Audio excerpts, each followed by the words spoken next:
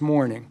Without objection, Mr. Klein, Ms. Lee, Mr. Fry, Mr. Knott, Mr. Harris, Mr. Harrigan, Mr. Moore, Mr. Norman, Mr. Edwards, Mr. Rouser, Mr. McDonald, Mr. Kiley, Ms. Ross, and Ms. Adams will be permitted to participate in today's hearing for the purpose of questioning the witnesses, and they each will receive 5 minutes for that purpose. I now recognize the gentleman from North Carolina, Brad Knott, to lead us in the Pledge of Allegiance. I will then ask afterward that we all remain standing for a moment of silence. I pledge allegiance to the flag of the United States of America and to the republic for which it stands, one nation, under God, indivisible, with liberty and justice for all.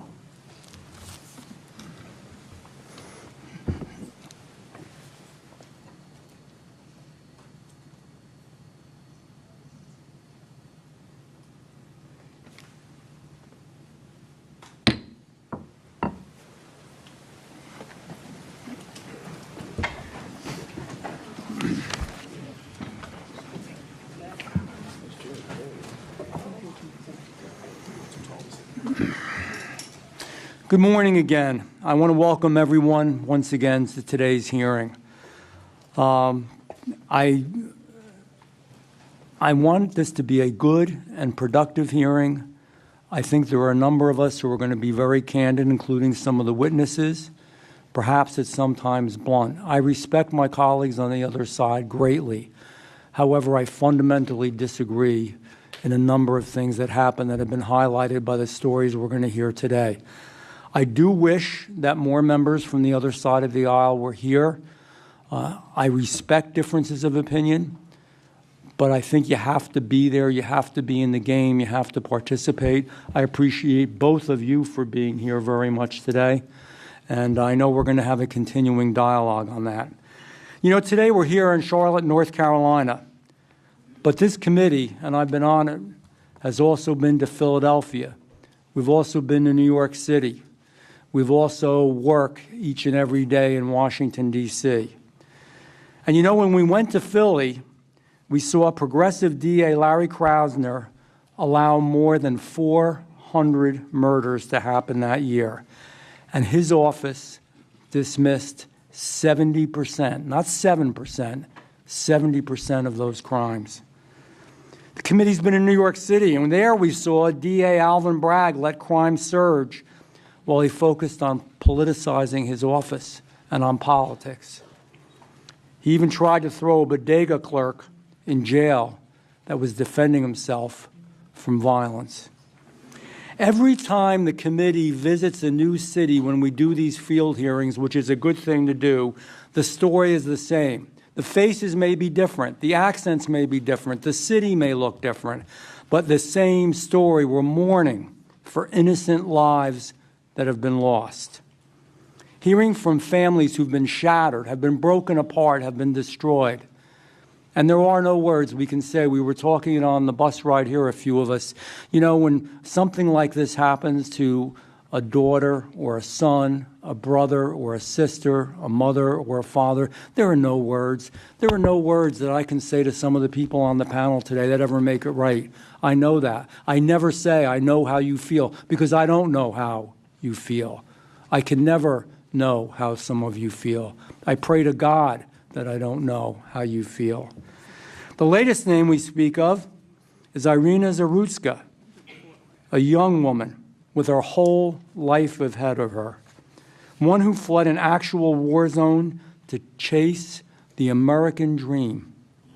She wanted to be here so badly, I think some of you may know that when she was murdered, her parents requested that she be actually buried here in America because she loved America so much. And what's perverse about all this, it wasn't in the battlefields of Ukraine where she lost her life. It was right here on an American street in an American city. It's unacceptable. We're tired of it. We're sick of it. It's sickening. And you know, ladies and gentlemen, we don't have to accept it It doesn't have to be this way. Bad leaders let this happen, weak leaders. And it's not just crime policy, and I'm going to just, the only time I think today I'm going to digress, but it's an odd time in American history where we have, I think, some really bad ideology, perverse and bizarre thoughts and ways of going about things.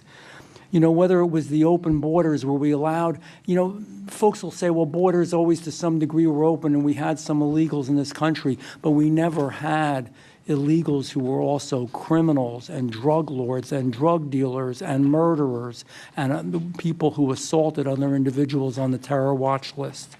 Or whether it's children in our schools, I'm trying to paint the picture of I don't understand what some of the thought processes in what we're doing in our country when we say that our children can work with politicians, administrators, and others to change their gender, to change their name, to change their pronouns.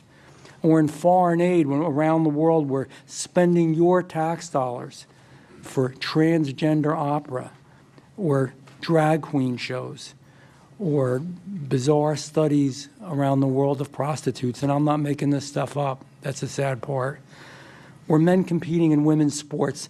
None of that has specifically to do what's going on, what's happening here today, but it does, because we're doing things to ourselves as a nation that makes no sense to me. That makes no sense to most of the Americans that I meet when I'm in any town, any city, or in my home district. I just don't get it. It's just not natural. You know, I have to ask, why don't, when we come back to what happened here to these victims, why is it that some of these leaders don't show more compassion for, they do show more compassion for criminals, but not the victims? Somebody came up to me, I was talking to them about this very issue, a regular constituent, and said, why do we abandon our victims but have heart and empathy for the criminals? I didn't have an answer. What are we doing? I don't know.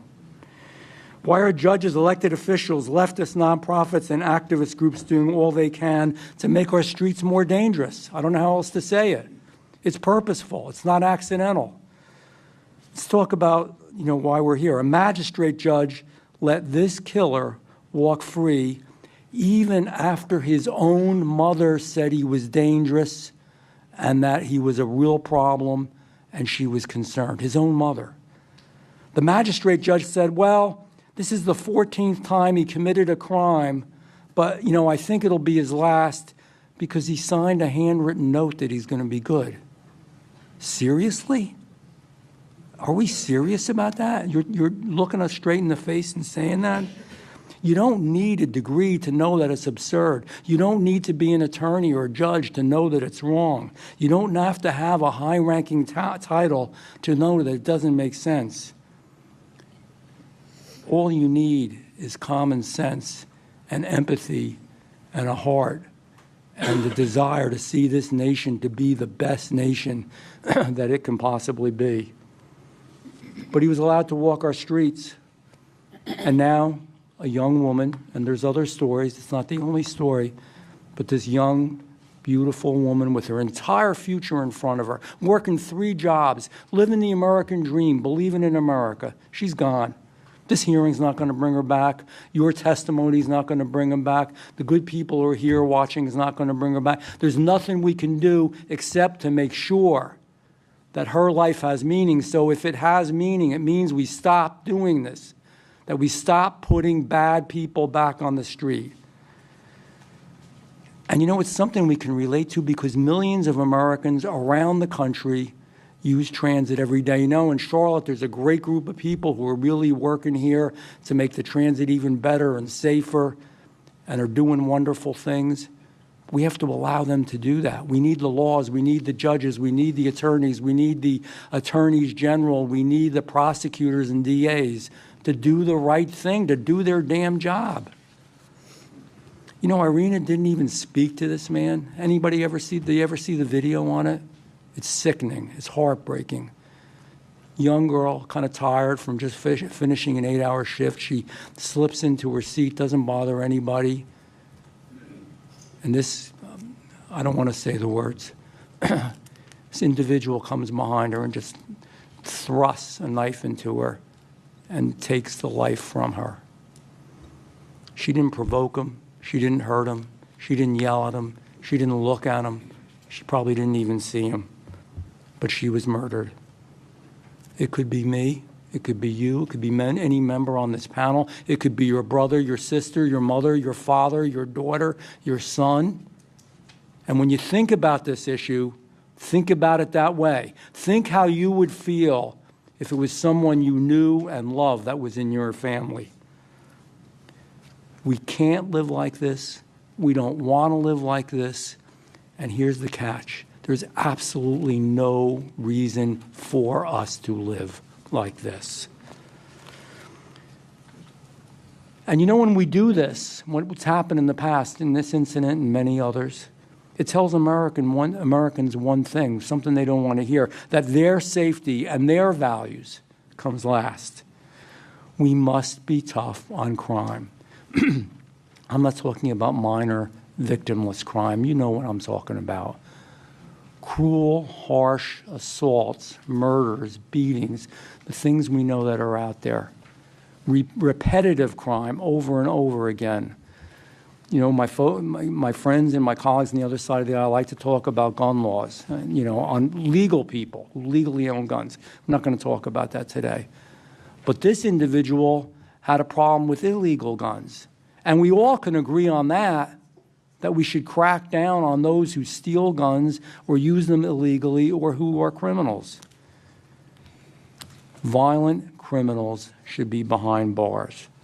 We've got to keep them there. We've got to stop the cashless bail.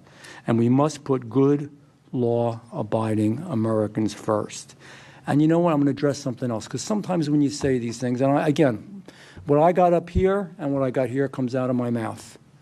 You say these things and somebody will say to you, well, that's racist, or that's misogynist, or that's Hitlerian, or that's, you know, all the other terms. I can't even think of all the words that are dictatorial, you know, all these words that are used. It's not. Because here's the deal. Whether you're an African American, whether you're white, whether you're Asian, whether you're Hispanic, whether you're gay, whether you're straight, damn it, you want to be safe when you go out in your streets. Somebody called my office because they were complaining about trying to crack down on crime in Washington, D.C., and there are those that will tell you, oh, there is no crime in Washington, D.C. I know I've had 2 people on my team in Congress that have been assaulted. I know a friend of mine who's a congressman whose intern was killed. I know that murdered. I know that down within eyeshot of where my little apartment is in D.C., 2 beautiful Jewish young couple that left the museum were shot to death. I know that President Trump's intern had the living daylights beat out of them. Don't tell me there's any crime in Washington. So I've been supportive. Yeah, you should be able to walk the nation's capital day or night and be safe. This is America. You should be able to do that.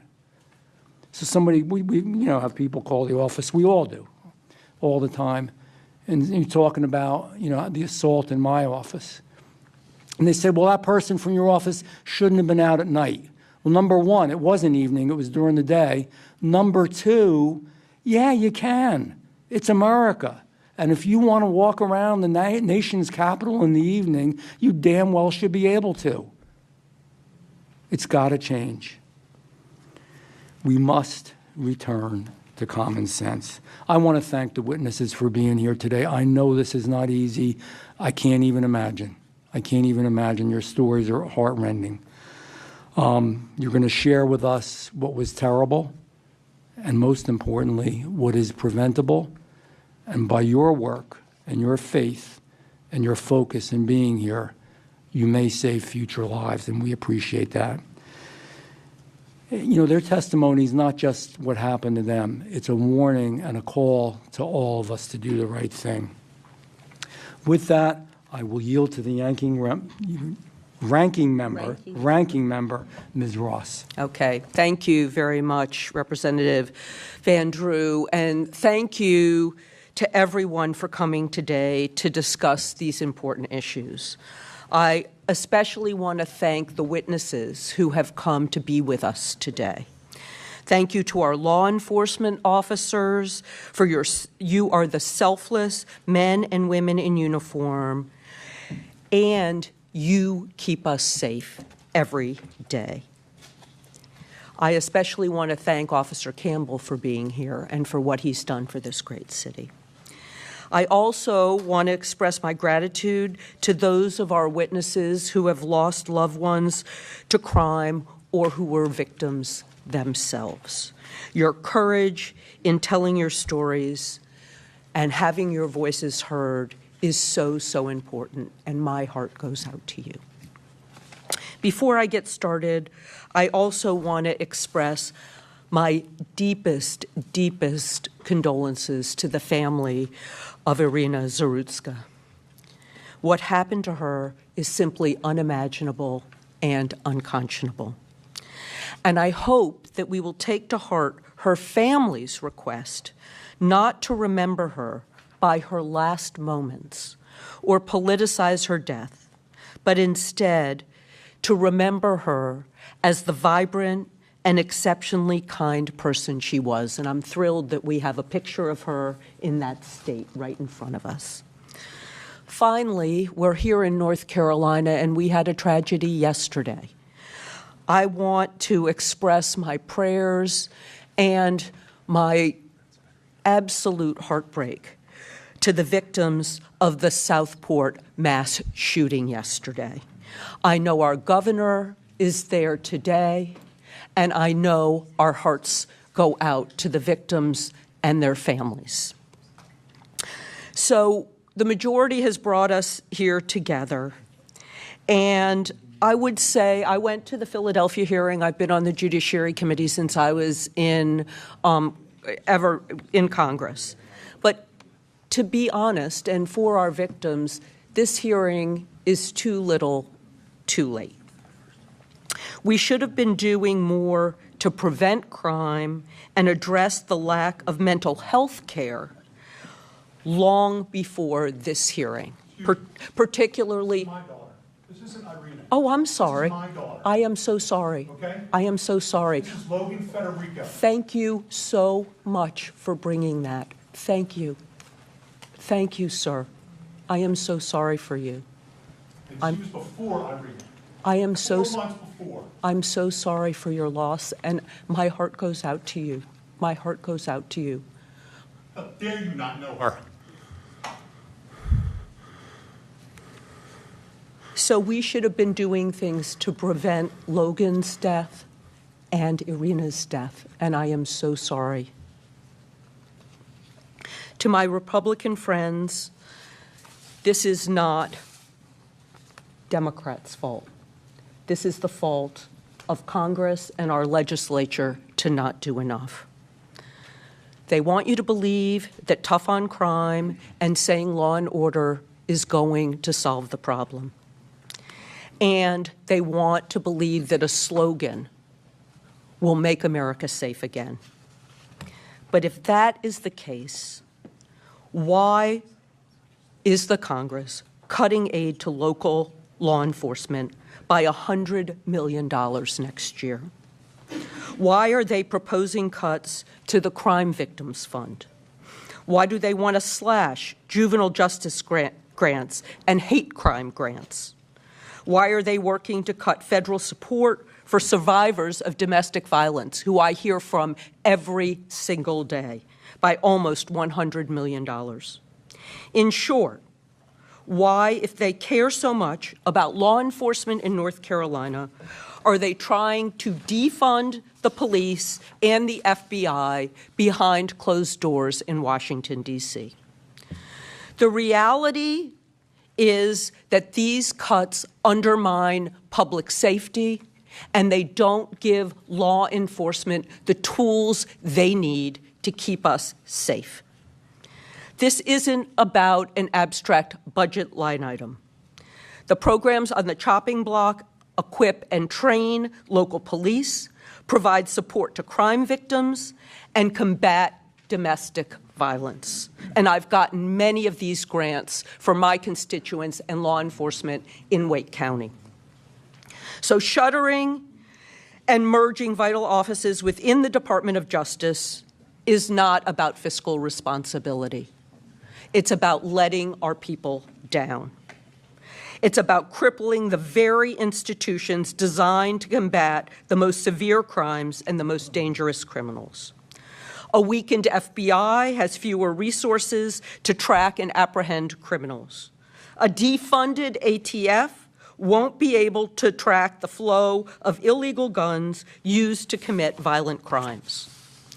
So when you hear these familiar slogans, like "Make America Safe Again," I urge you to look not at what my colleagues on the other side say, but what they actually do. Cutting police resources and defunding federal agencies are not the policies of a party committed to public safety. And the consequence in this country is that we are less prepared and we are less safe. We deserve better. Our police officers and prosecutors deserve better. Our communities deserve better. And most of all, victims of crime and their families deserve better. If we want to honor them, we should seek real solutions to prevent these tragedies and not hide behind empty slogans. And since we are in Charlotte and we are in North Carolina, and you have a representative from Charlotte and from North Carolina, I have a unanimous consent request. I ask unanimous consent to enter into the record an article written by Simone Jasper entitled Two North Carolina Cities Rank Among the Safest in the Country. Here's why. It notes that Charlotte is the 9th safest city in the country, and Raleigh is the 10th safest city in the country. And while I'm honored to have the Judiciary Committee here, I think that North Carolina, while we can always do better, has done better than many of the cities that we have failed to visit. Thank you, and I yield back. Thank you, Ranking Member. I now recognize today's witnesses, and we will start with Ms. Alderman, and we will go right down the. Thank you all again for being here. Ms. Alderman.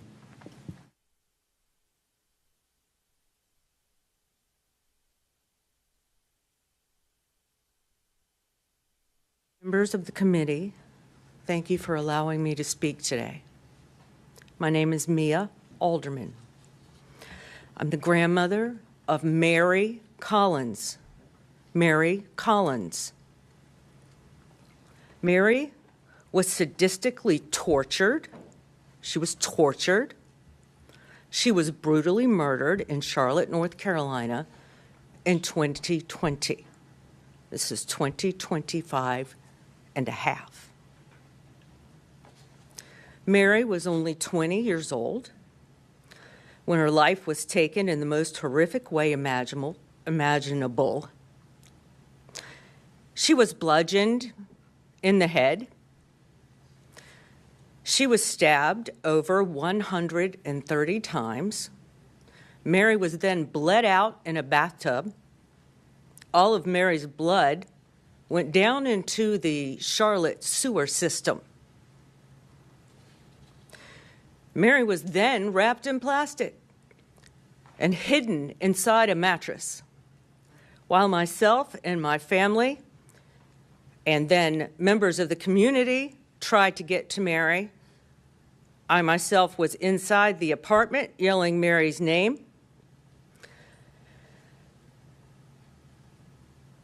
To no avail. I'm sorry. This is very difficult. I have it written out, but then as I sat here, I sort of decided that I needed to go a little further. Our family's now endured more than 5 years of waiting, and still her case has not gone to trial. 5 years is not justice. 5 years is torment. Every day of delay deepens the wound for our family and makes a mockery of accountability. What makes this even more unbearable is how the justice system has handled those accused of Mary's murder. Thank you. 2 of them were released on bond, as if their crimes were minor, as if they stole a candy bar or, maybe broke in a car or something. One in particular, her name is America Ray Deal. She remains free on bond today, despite repeated violations of her curfew and ankle monitor conditions. She has faced little to no consequence. We know she has broken curfew, left her home, pushed the boundaries of the very system meant to contain her. She basically thumbs her nose at it, which you can see for yourself on the photos that she posted on social media. They've now been taken down, but we have copies. Nothing's been done. How can someone accused of such cruelty walk free while we, Mary's family, serve a life sentence of grief? The failures did not begin in the courtroom. They began when Mary was killed. For days, family, friends, and the community pleaded for help.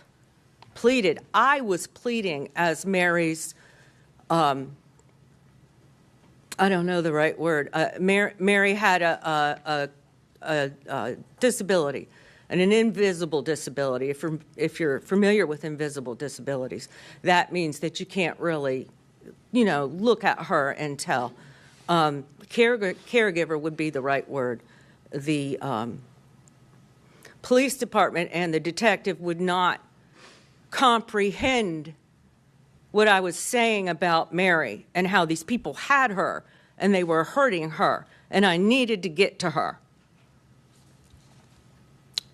It was long and it was torturous to even get him to go through that apartment door where she lay wrapped in plastic and concealed inside a mattress. It was 8 days since Mary left home. When they brought Mary out, it was finally the night of April 4th. She left the house on March 28th. The next day was Mary's mother's birthday, April 5th. That delay cost precious time, and it compounded the horror of what we later learned had happened inside. I cannot speak everything that happened to Mary, because if I try to speak what happened to Mary, I will no longer be able to sit or stand. So you're going to have to use your imagination on that part. Justice delayed is justice denied, and time is stealing our justice. With the backlog court system for murder trials, and Mary is not the only victim.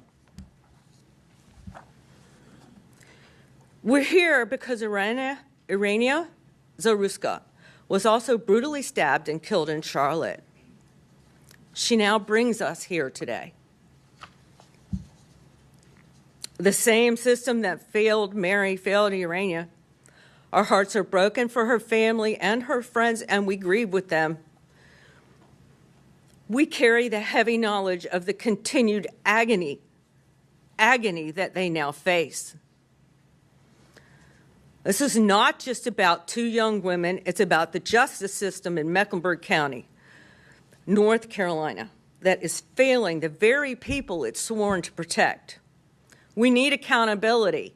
We need reform. We need to ensure that those accused of heinous crimes are swiftly prosecuted, that they're not allowed to be released on bond and just live their life.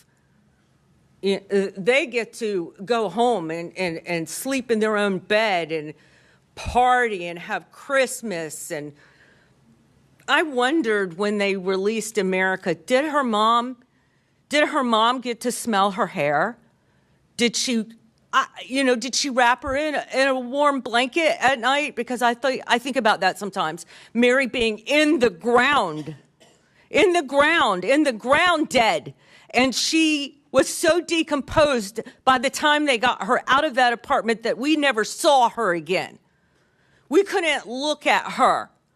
I couldn't smell her hair, touch her face, hold her.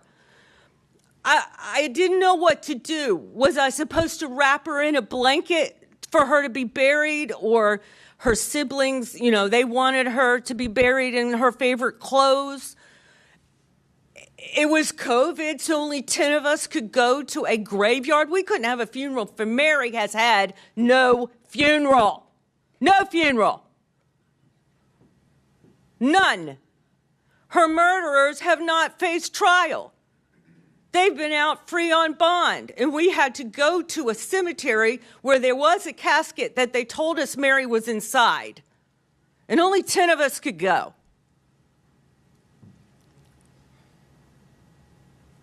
They shouldn't be allowed to be released on bond conditions where they violate the conditions of their release again and again without consequence, which is what America Deal has done. The other one that was released on bond, James Salerno, has since been taken back to the Mecklenburg County Jail. Apparently, he was maybe too much for his mother to handle. I really don't know. But he's back in the jail now. But he was free for 2 years. And America has only spent a year in jail. So she's been free for 4.5 years. And she continues to violate. And we've contacted the DA's office. We don't know if the judges know that she's violated, but she should not be just free. She never should have gotten the bond in the first place. Mary was my granddaughter. Mary was my granddaughter. I'm sorry. Okay, I'm almost finished. She was a daughter, sister, family member, and friend. She was vulnerable. She was also full of life and trust, especially trust. That was betrayed, and her murderers exploited her trust. Our family has lived in anguish for more than half a decade. While those responsible have still not faced a jury, I sit before you today for Mary and for every family who has lost someone to violence and then has been failed again and again by the system that should deliver justice. I ask you to see Mary not as another case number, but as a voice calling out for change. Thank you for hearing me and for recognizing the urgency of justice that has been denied for too long. Thank you, Ms. Alderman, and your testimony, I don't even have the words, was riveting. We went over, and in order that everybody can hear everybody, we have a lot of witnesses and we have a lot of members today, so we have a 5-minute rule, and I am going to stick with that for now on, and that's not because of a lack of concern or that we don't feel for what you're trying to say. You can't do it in 5 minutes. I get it. I understand. But just so that you can we can get the whole hearing done. And we're only here till, I think it's 12:30. 12:30, they're going to kick us out. So for that reason, it's not me being mean-spirited, okay? Thank you. Next, Mr. Federico. First, I want to make sure you all knew my daughter was. My daughter was Logan Federico. Okay? Sir. Yes. Logan Federico. She was 22, visiting friends at the University of South Carolina. How many of y'all have kids? I'm just curious. Here's what I need you to do. When I tell you this story, think about your kids. Think about your child coming home from a night out with their friends, laying down, going to sleep, feeling somebody come in the room and wake them, and drag her out of bed, naked, forced on her knees, with her hands over her head, begging for her life, begging for her hero, her father, me, that couldn't be there. She was 5'3". She weighed 115 pounds. Bang! Dead. Gone. Why? Because Alexander Devontae Dickey, who was arrested 39 goddamn times, 25 felonies, was on the street. How about that? How good are we doing for our family? How good are you doing for your kids? He should have been in jail for over 140 years for all the crimes he committed. You know how much time he spent in prison? A little over 600 days in 10 years. He's only 30 years old. He was committing 2.65 crimes a year since he was 15 years old, but nobody could figure out that he couldn't be rehabilitated. Well, you'd have to put him in prison to see if he could be rehabilitated. Isn't that the idea of prison? But no, my daughter wanted to be a teacher. She finally figured it out 2 weeks before she was executed. And I haven't heard a damn word from Byron Gibson in South Carolina. Not one word. 4 months, no communication. His biggest concern was that he was pissed off about my interview and how I made him look on the Fox News channel with Trey Gowdy. How pathetic is that? That we're letting our 22-year-old kid visiting friends. That's all she ever wanted to do was visit friends. And she literally was executed while on her knees begging for her life. Her name's Logan Federico, not Irina. And you will not forget her. I promise you. You will be sick and tired of my face and my voice until this gets fixed. I will fight until my last breath for my daughter. You need to fight for the rest of our children, the rest of the innocents, and stop protecting the people that keep taking them from us. Please. You have the power. We put you in the power to do what you have to do. We're asking you, we're begging you all to stop this. 39 crimes in 10 years, 25 felonies. Can anybody here explain to me, well, how possibly he could be on the street? Possibly be on the street. How is it possible? I could sit down in a room and I could explain the whole process of how it failed, how South Carolina failed, Logan, okay? How lack of communication. What y'all did, you woke up a beast and you pissed off the wrong daddy. Because I'm going to put it out there. And I'm not going to be quiet until somebody helps. Logan deserves to be heard. Everyone on this panel deserves to be heard.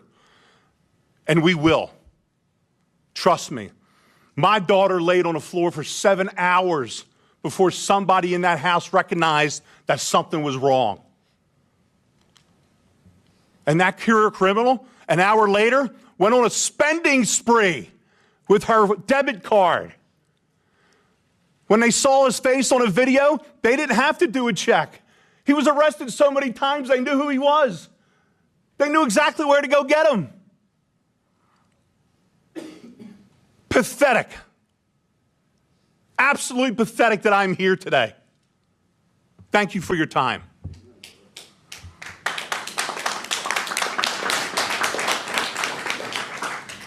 Thank you. Officer Campbell. Well, good morning. First, I want to say for the record that I'm not here to represent the Charlotte-Mecklenburg Police Department. I'm here to represent myself, and so you can get a clear view of what a violent criminal does when he's back on the streets. April 29th of 2024, the Marshal Service was serving a warrant for a convicted felon for possession of a firearm again. While serving that warrant, 3 members of that task force and 1 member of the Charlotte-Mecklenburg Police Department were gunned down and murdered that day, along with 5 others, including myself, that were injured. Now, that day was chaos. Responding to that call, multiple officers, not only dead but injured, were taking gunfire from an elevated position by a known convicted felon. During the process of extracting the officers, I ended up breaking my foot, which resulted in me being diagnosed with regional complex pain syndrome. It's a miserable diagnosis which led to the amputation of my right foot. I will no longer, ever be where I was prior to that day. Now, in my hand, I will gladly submit this for your records, is his entire arrest report.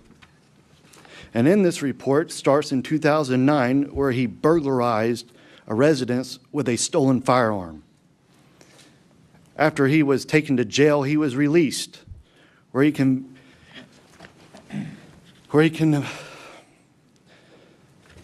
committed multiple other offenses prior to him going to prison. He was released from prison and again continuously committed violent crimes with firearms. Now I ask you, why is it that we take people who commit these heinous crimes and we do not hold them accountable for their actions? We sit there and we try to give it a reason as a mental health issue or some other type of issues that realistically doesn't take blame. Now, the judicial system here in Mecklenburg County, I can speak firsthand, is trash. And I'll say it again over and over again. And I'll take the repercussions, what comes next after me saying that. But the magistrate system here has no idea what they are doing. This cashless bail system is a joke.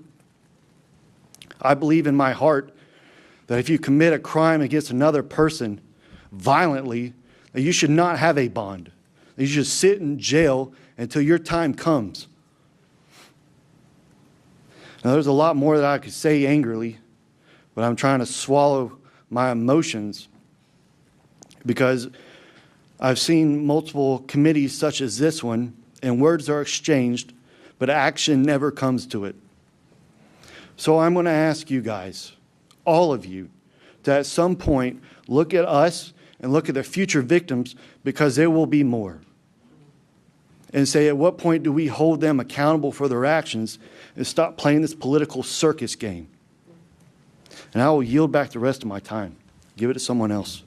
I'm going to thank you very much. I'm going to take a second just to say I really do believe, and I do, I wouldn't be here, that we do want to do something. This makes me sick to my stomach. I'm angry about it, and I haven't lost a loved one, so I can't imagine. The system, the way that it's set up, makes it so damn difficult to straighten things out. That's what each and every one of you are feeling. Because by the time you change magistrates and change Superior Court justices and change prosecutors and change attorneys general, and I can go on through the list, it doesn't happen in one day. But I believe by the constant, relentless pounding that we're going to give, and we will support you shoulder to shoulder. I'll stand anywhere, and I know this committee, well, at least most of us will, anywhere, shoulder to shoulder with you, and make sure you get the support you need. So it's not a political show. It's not just to, get on television or whatever the hell it is. It's because I want it to stop. Because I mean this. It could be my kid. It could be my family, my wife, anybody. All of us. Everybody who's here knows that intuitively. It could be any of us. So it's not only you. You are not alone.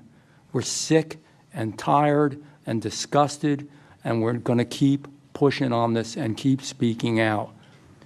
Political correctness is bull. It's time to do the right thing. Absolutely. Thank you. Mr. Woody. Good morning, Chairman Van Drew, members of the committee. Thank you for holding this critical hearing in Charlotte.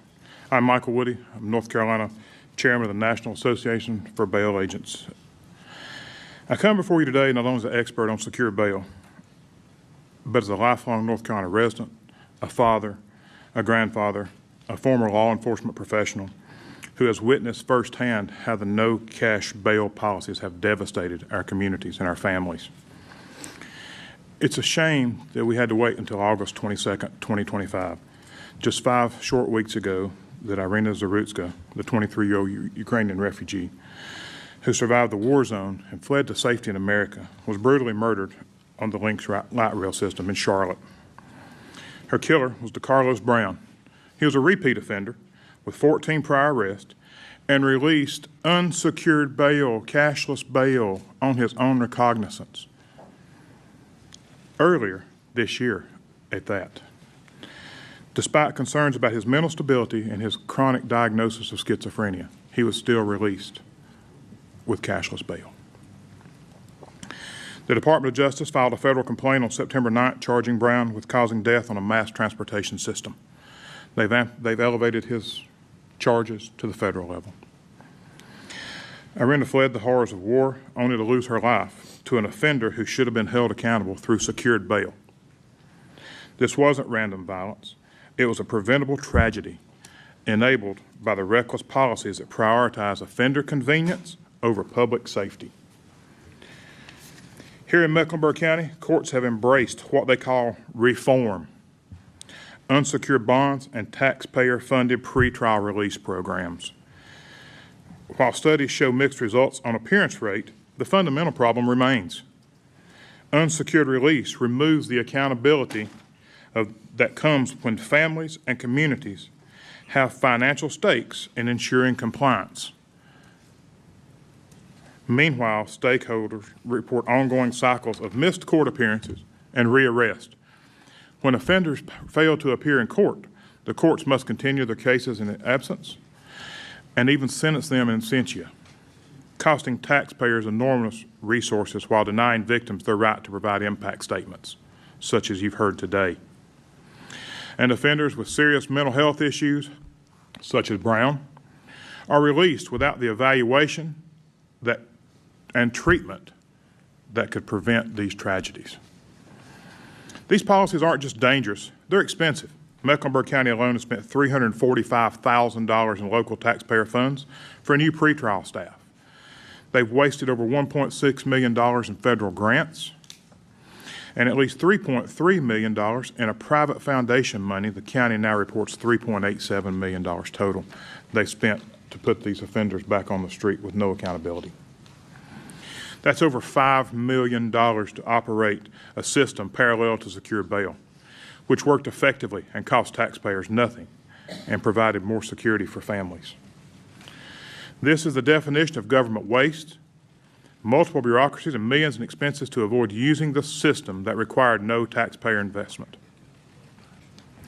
Every missed court date delays justice for victims. Every repeat offense creates new victims who should have been protected. Unlike states with mandatory victim notification, North Carolina can leave victims in the dark unless they go in themselves and sign up for the North Carolina Saving Program, which is a victim notification program. The victim has to do that themselves. That should be done automatic by your local prosecutors or your local courts. Contrast this with secured bail, where family and community co-signers create layers of accountability and communication. When someone has financial skin in the game, they ensure compliance. When release is free, accountability and safety disappear. The evidence is clear. Secure bail enlists families in ensuring court appearances while protecting communities and families, all without any taxpayer cost. Members of the committee, North Carolina's experience proves that compassionate policies that ignore accountability are neither compassionate nor effective. You've heard that from 3 prior witnesses today. Federal funding should strengthen systems that protect victims and ensure court appearances, not subsidize failed experiments to endanger innocent people like Irina and these lovely ladies here.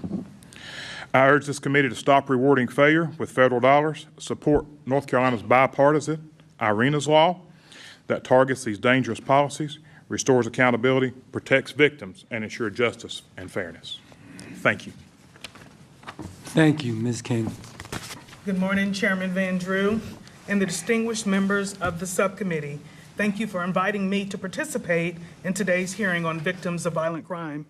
This testimony provided to you today is through my personal capacity as a private citizen and native of this community and based upon my professional experience. My name is Dina King and I'm an attorney. I've always known I wanted to be an attorney because I wanted to help my community, serve justice, and uphold the law. I spent 19 years, nearly 2 decades, as a prosecutor, serving both as a state and a federal prosecutor. I started my legal career as a state prosecutor here in Mecklenburg County, where in addition to prosecuting crimes, I also worked in our mental health and drug courts. It was within that role that I saw firsthand the intersection between mental health and substance abuse issues within our criminal justice system. These specialized treatment courts demonstrated exactly what long-term studies have shown, that these courts significantly reduce recidivism. As a federal prosecutor, I was a member and leader of the Organized Crime Drug Enforcement Task Force, formerly referred to as OCDETH, whereby through prosecutions I identified, disrupted, and dismantled major organized crime, violent, and drug trafficking organizations. It was through this initiative that I was able to prosecute some of our state's most violent offenders, including members of a gang that were responsible for committing several murders in North Carolina. What I soon learned after those defendants were convicted of racketeering murder charges and sentenced to consecutive life sentences is that victims of crime, the family members of those murdered, still need resources to help them long after defendants are imprisoned. We need more support and funding for survivors and victims. What I've learned as an attorney prosecuting cases across this state, from the mountains to the sea, is that crime occurs in every community. Crime of any kind is unacceptable. I implore Congress to work with state and local governments and provide funding to community-based organizations to develop real solutions to address these problems. Solutions that address the specific needs of each community, as a one-size-fits-all approach will not work. Specifically here in Mecklenburg County, funding is needed to assist in increasing our prosecutor staffing levels, which continue to lag significantly behind similar-sized jurisdictions. The Association of Prosecuting Attorneys suggests that for a jurisdiction the size of Mecklenburg, we should have at least 144 state prosecutors. Instead, we have 62 state-allocated positions and 22 additionally funded positions through Mecklenburg County and the city, bringing that total to 84. The high caseload of the prosecutors here results in prosecutor turnover. The district attorney's office cannot continue to do more with less. They cannot do more prosecutions with less staff. They need more resources, more funding, and more staff. During the last 4 years in my role as a federal prosecutor, it was, in fact, my priority to reduce violent crime, to remove illegal firearms from our streets, and to keep the people of the Western District of North Carolina safe. However, I recognize that my crime reduction efforts needed to extend beyond prosecutions. We cannot arrest or prosecute our way out of violent crime. That's why we need to be intentional about also incorporating violence prevention programs and intervention strategies, providing resources to community organizations and stakeholders to work with law enforcement and prosecutors in a shared commitment to making communities safer. The fight against violent crime isn't a fight that any one of us in this room can win alone. We must join forces, elected officials, law enforcement, prosecutors, community organizations, advocates, mental health, and substance abuse professionals to support each other's work. Our joint forces are critical to our shared goal, which is to prevent tragedies and loss of life, to provide mental health and substance abuse resources to those in need, to hold offenders accountable, and to provide victims and survivors with the security and resources they need to rebuild their lives. To be clear, addressing and developing solutions for violent crime is a nonpartisan issue because everyone in this community deserves the right to live safely. In fact, everyone in this community deserves the right to live. Thank you for holding this hearing, and I look forward to your questions. Thank you, Ms. King. Mr. Asher. Chairman Van Drew, Ranking Member Ross, and other members of the House.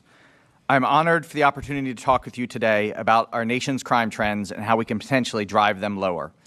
My name is Jeff Asher, and I'm a crime data expert. I've worked as an analyst over the last 18 years for the Department of Defense, Central Intelligence Agency, New Orleans Police Department, and Jefferson Parish Sheriff's Office. In my role as the co-founder of AH Datalytics, I've created a project called the Real-Time Crime Index, or RTCI, which gathers crime data from more than 500 agencies nationwide to estimate national crime trends as they occur. I'm here today to discuss the data which shows a sharp decline in murder and violent crime in America over the last few years. Acknowledging this fact does not deny the seriousness of these problems, nor does it imply that they are solved. Even the lowest U.S. murder rate ever recorded means there were still 14,000 or so tragedies like the awful murders that brought you all to North Carolina today. Here is what the data unequivocally tells us about our nation's crime trends. Murder in the United States fell at the fastest rate ever recorded by the FBI in both 2023 and 2024 on the heels of, by far, the largest one-year increase ever recorded in 2020. For 2025, the RTCI sample of 562 agencies covering 116 million people shows murder is down 20% nationally through July, setting up the third straight year with a record decline. Many cities are seeing historic lows in terms of murder this year. Baltimore and Detroit had the fewest murders through August since 1965, Philadelphia since 1966, and New Orleans, my hometown, since 1970, despite the horrific terrorist attack on January 1st there. Chicago and New York City had the fewest shooting victims through August this year that either city has recorded in the few decades they have been tracking shootings. Los Angeles had the fewest murders through June since 1966, and San Francisco had the fewest murders through August since at least before 1960. The FBI has been estimating national crime rates since 1960, and tallying it all up with this year's decline points to the strong likelihood that the FBI will report the lowest murder rate it has ever recorded in the United States this year. That works out to roughly 8,000 fewer people murdered nationally this year than in both 2020 and 2021. And it is not just murder that is falling. Overall, reported violent and property crime are both down double-digit percentage points in the RTCI. The United States' reported violent crime rate in 2025 will likely be the lowest reported by the FBI since 1968, and the nation's reported property crime rate will likely be the lowest on record. Violent crime in general, and murder specifically, rose in North Carolina in 2020, like in much of the nation, peaked in 2021, and have been declining ever since. North Carolina was one of 44 states in 2024 to report a drop in murder relative to 2023, according to the FBI. Charlotte's trends are closely conforming to both national and statewide trends, having seen murder increase from roughly 68 per year on average between 2015 and 2018 to 117 in 2020. Murders down 8% statewide per the RTCI and down 25% in Charlotte this year, as the city has had the fewest murders year to date since 2018. Violent crime in North Carolina is down 15% statewide and down 21% in Charlotte through July per the RTCI. Despite falling in the last few years, statewide violent crime and murder remain elevated relative to the mid-2010 lows in North Carolina, though well below where they stood in the mid-1990s. Ultimately, the data is very clear about the direction of crime in the United States right now. But explaining why crime is falling is both quite challenging and essential to ensuring future reductions. Any explanation must account for at least 6 factors, in my opinion. 1, the declines are occurring nearly everywhere in the United States, with drops in every category of crime, all 7 categories that the FBI measures, in all 11 population groups that they measure in 2024. 2, the declines began in 2023 and have accelerated in the last 2 years, suggesting the main causes, or at least the initial causes, are rooted in investments begun in the 2021 and 2022 timeframe. 3, most medium and large cities have fewer police officers today than they had when murder began spiking. 4, we have not fixed the supposed root causes of crime, such as poverty and lack of educational opportunities. 5, the nation has more guns in circulation now than ever before. And 6, clearance rates for most crimes remain low by historical standards. Acknowledging what is borne out in the data, a drop in murder and other reported crime presents a golden opportunity to better understand why this is happening. The critical task now, in my opinion, is to understand what is driving our crime trends down so that policymakers at the local, state, and national levels can have the tools to better bring about falling crime everywhere. Thank you. And Mr. Chairman, I apologize, but I'm going to have to leave at noon to catch a flight back home. Understood. Thank you for being here. We are now going to ask you all to rise. We're going to swear you in.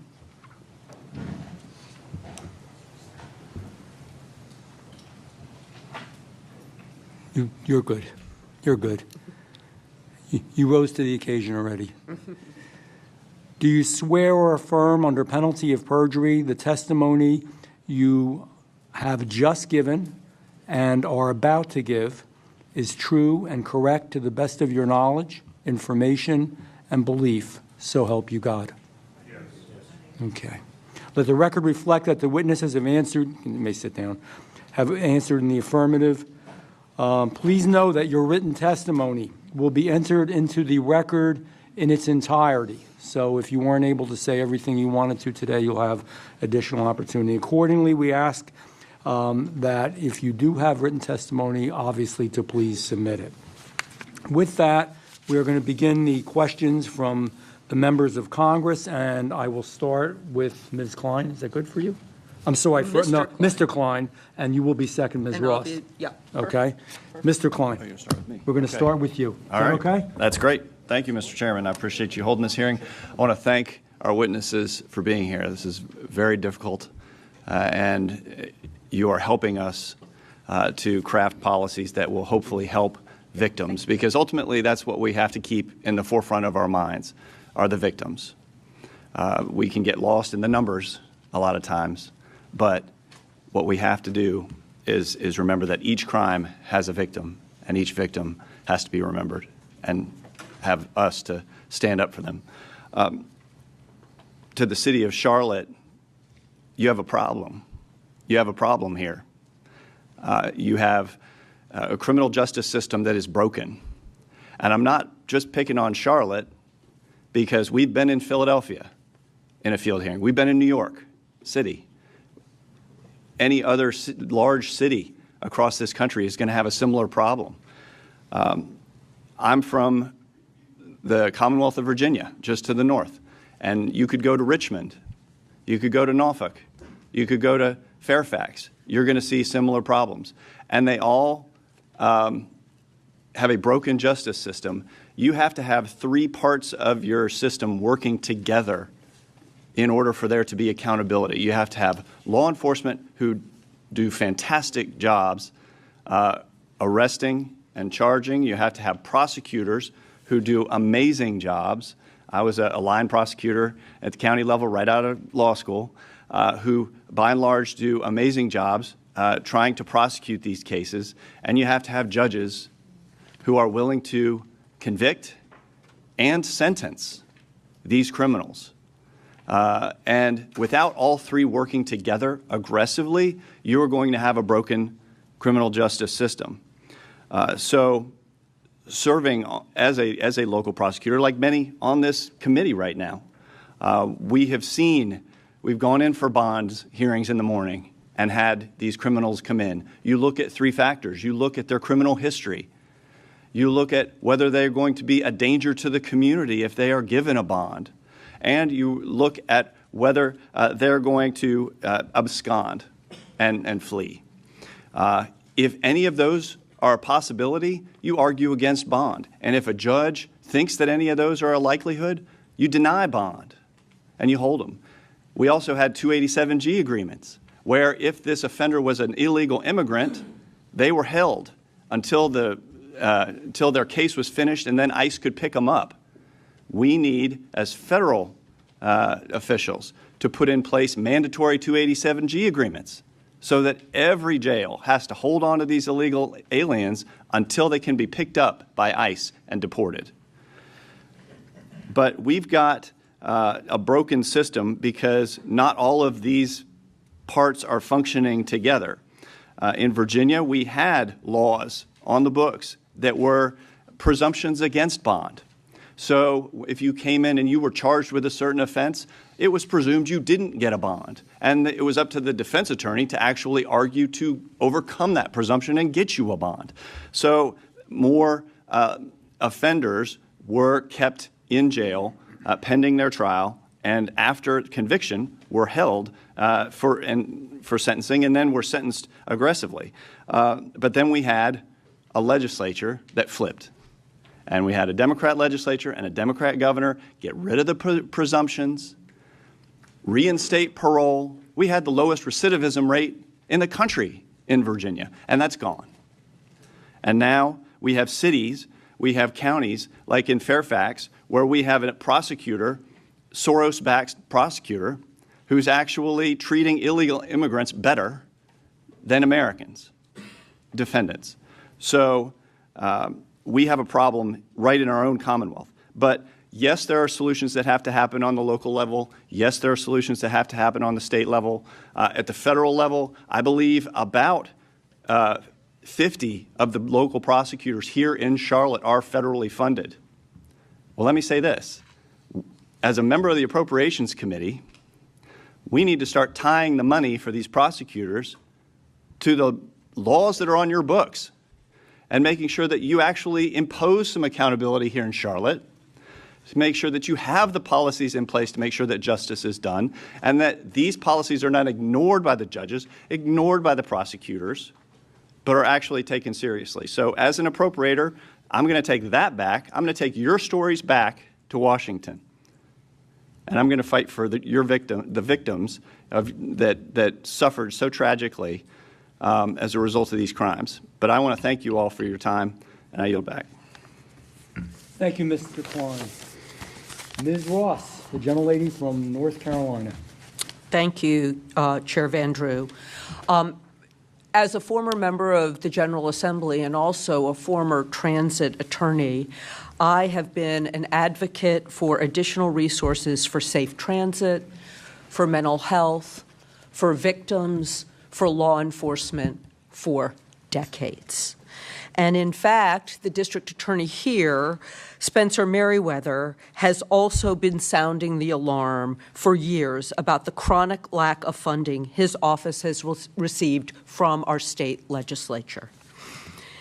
As we heard from Ms. King, he currently has 84 full-time assistant district attorneys in his office, many of them locally funded. But for a city the size of Charlotte, the standard says that he should have at least 144 prosecutors to handle the caseload. This chronic underfunding by the state legislature leads to incredibly high caseloads for ADAs in his office, which in turn leads to high turnover and not moving cases quickly enough. The state allocation for the Mecklenburg DA's office has only increased by a single prosecutor since 2010, despite a 20% growth in Charlotte's population since then. And between 2010 and 2020, the legislature only added 31 more prosecutors. We're glad that the state legislature just decided to include additional funding for 10 more. But clearly, Mecklenburg County needs more than that. I would also say Wake County while I'm here advocating for them. Ms. King, given the lack of resources the state legislature has provided to the Mecklenburg DA's office, we're left hoping that the federal government will help pick up some of the slack, Mr. Klein. And yet, the Trump administration has clawed back or sought to cut hundreds of millions in funding for federal law enforcement assistance, substance abuse treatment, crisis intervention, domestic violence, crime victim assistance, and more. Can you speak about how ripping away these essential resources for state and local governments is not just an abstract budget item, but has a real-world effect on this community? When we talk about resources, less does not equate to more. In fact, many of us in our own general lives, we say, put your money where your mouth is. Show me where you're spending your money. I'll show you what priorities are important to you. These offices, whether we're talking about law enforcement, whether we're talking about prosecutor offices, or whether we're talking about community organizations, they are doing the work and will continue to do the work. However, they're already strapped with trying to prioritize what initiatives do they put up first? Is it training? Is it personnel? Is it equipment? And when the funding is either reduced or cut back or diminished, that adds additional strains on these organizations to truly figure out how to best serve. To be clear, these offices have the goal of public safety in mind. However, being able to have sufficient resources to do that great work is vital to the boots on the ground, which are the local communities that are doing that work. And as a follow-up to that, you have a group of concerned congresspeople here, including many from North Carolina. Can you tell us because you've been both a state prosecutor and a federal prosecutor, what we in North Carolina should be advocating for our communities? More funding to law enforcement, more funding for prosecutor offices. One example that I'll give you is anytime a prosecutor's office, for an example, is strapped with resources, they are having to decide whether or not to maybe fill vacant positions. We're talking about unfunded positions, filling vacant positions. If those vacant positions remain vacant, that's more work that has to then be shared amongst the prosecutors that are in the office. That leads to prosecutor turnover. It leads to prosecutor burnout. And so what I would ask members of Congress to do is to really look at providing more resources, more funding in particular to our law enforcement agencies, to our prosecutor offices, and also to our community organizations that provide supplemental support for those. Thank you very much. And, Mr. Chairman, I have a unanimous consent request. I ask for unanimous consent to enter into the record an article titled, "As Mecklenburg Weighs Budget Priorities, Court Leaders Barely Getting By Ask for Help," dated February 18th, 2025. Without objection. Thank you. I yield back. Thank you. I'm going to claim my time. Just have a few thoughts here, so bear with me. Some words were mentioned about the Crime Victims Fund and cuts and so forth. Let me just point out that this fund was down actually during the Biden administration because they failed to collect so many fines against criminals. Good to know. Some grant money was pulled from certain NGOs, not profits. And I'm going to tell you why. Because they were spending money. You know, it's important to realize here, money matters. Ms. King, you're right, money matters. But if you're spending the money on the wrong stuff over and over again and continuing bad policies over and over again, the money doesn't matter. And in fact, maybe the money hurts because you're pushing these philosophies and these standards and what's happening in our country down everybody's throat, and you got the money to do it. So that's not always a good thing. More money to really enforce the law? Absolutely. And I know Mr. Klein well, and I know that he will fight for that. But we have to do the right thing. So some of these were funding to groups and NGOs that were pushing the exact opposite what the majority of you want and the vast majority of Americans want. Just a few questions here that I had. Mr. Federico,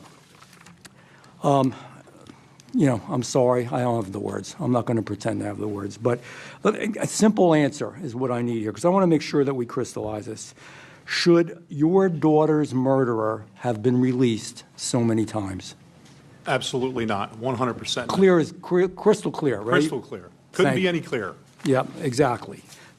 And if we had more money, she still would have been released if we had the same policies. That's the point. It's not the money. It's bad decisions. Yeah. Mr. Campbell, all right, there you are. The assaults and the murders, what happened to you? What happened to your colleagues? What happened to those that are trying to keep us safe? And what's happening to much of the American public? Are bad judges, bad magistrates, bad prosecutors, bad laws, bad attorneys general, letting people out too early, is that the root cause of the problem? Yes. Thank you, Mr. Campbell. I appreciate it. Mr. Woody, bail. Could we, in your estimation, have saved lives if we had gotten rid of cashless bail and used secure bail, had bail that was secured? Absolutely. Again, crystal clear, Crystal right? clear. Nothing Secured really bail complicated. interacts with the families Thank of the you. defendants. Mr. Asher, you indicated that, you know, the crime rates dropped, lowest levels, and nothing's happened to anybody. And I say this respectfully. I'm not picking on you. I appreciate you being here. But, man, talk to these people. You want to come in my district, I'll introduce you to a whole lot of folks that don't feel that way. Walk the streets of some of these cities. D.C., I told you the stories before. I mean, I've got an office there, and two, not one, but two of my people in my office have been victimized. A member of Congress's, intern was murdered. People have been killed and beaten and hurt. It depends how statistics are compiled. Statistics don't always tell the story. Quite frankly, statistics always aren't accurate. Are we indicting everybody we should? Are we convicting everybody we should? Are we releasing more people than we should? That all affects those statistics. So I just wanted to say that to you. And, there's concern, and I'm a Second Amendment guy, but I don't want to get into guns here. But we're going after people legally who have guns and think that's going to cure the problem. How about the bad people who've committed felonies over and over that are released again, and some of those felonies involve guns? Shouldn't they be incarcerated? I mean, that's clear. You should agree with that, whatever side of the aisle on, whether you're liberal, conservative, or whatever. So, you know, it's kind of the same theme. It's the same story. I just wanted to touch base on those few issues.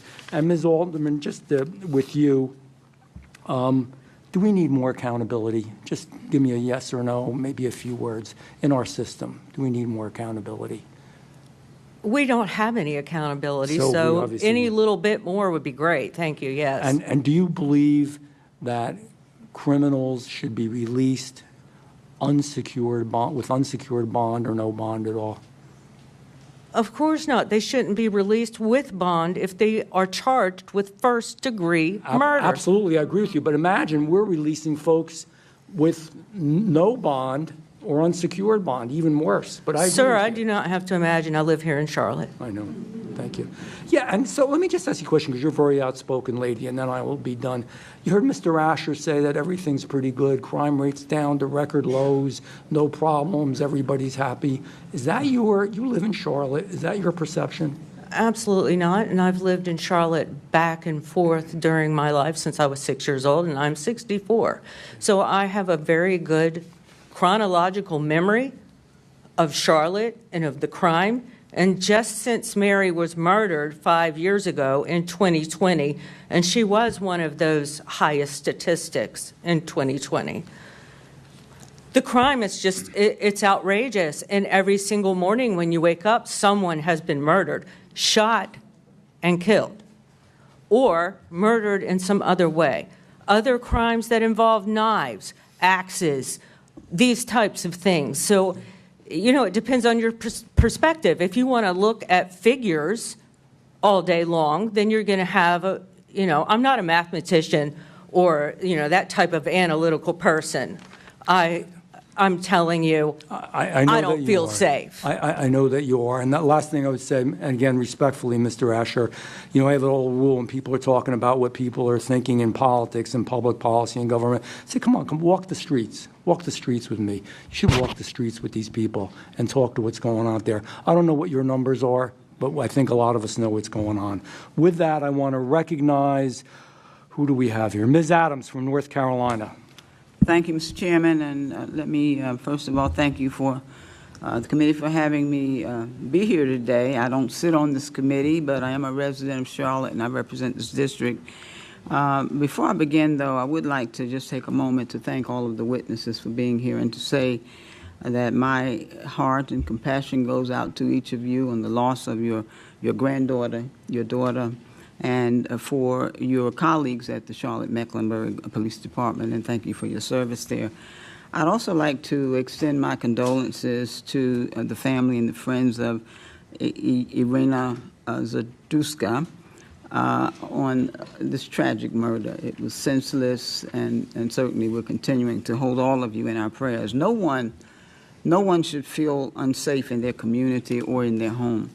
Senseless acts of violence have no place in our society, and they must be met with a commitment to creating safer communities for everyone.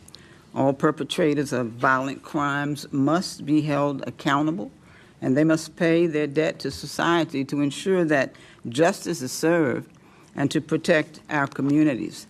I'm a little disappointed, Mr. Chairman, that my colleagues here are politicizing the pain under the guise of seeking justice, when really I think there's an eye on this open seat. That's the real prize, and I'm going to just be honest. That's how I am. But this is why I think we're here, even though we should be in Washington trying to make sure that government stays open. But the hearing for me is not really about public safety. It's about my colleagues trying to paint Democrats as soft on crime, and we're not, and engaging in political theater, probably to score some headlines. Now, we don't need to try to distract the American people to cover up our own failure, that we have not had the real solutions. And while we've refused to equip local government with the funding and the resources that they need to keep communities safe, we've heard that here. Public safety transcends politics. And that's why Congress in 2022 passed the bipartisan Safe Communities Act, signed into law by President Biden. It was the first major federal gun safety legislation passed in 30 years. And I'm hoping that we can continue to do some bipartisan things that will really help our communities and the victims that are here and their families to solve some of the problems, because there's still a lot to be done. It was a promising first step. However, President Trump is now defunding the programs that bill created, cutting off resources for school safety, for community violence intervention and crisis response, for mental health services. These are proven community-driven strategies that save lives. So gutting them doesn't make us safer. It puts more of us at greater risk of violence. And over the past several years, local officials in Charlotte have been committed to making this city a safer place, and I commend the council and those who have been working to do that. This year, the Charlotte-Mecklenburg Police Department's mid-year public safety statistics show violent crime is down 25%, including a 29% reduction in homicides. And so the City Council and the Metropolitan Transit Commission here in Charlotte have doubled the number of Charlotte area transit system security personnel. And since 2022, they have more than tripled their security budget from $5.8 million to $18 million a year. Now, I want to say I served 20 years in the North Carolina House with the Congresswoman here, and I understand the budgetary concerns that they have as well. But in the last several weeks, responding to the first homicide,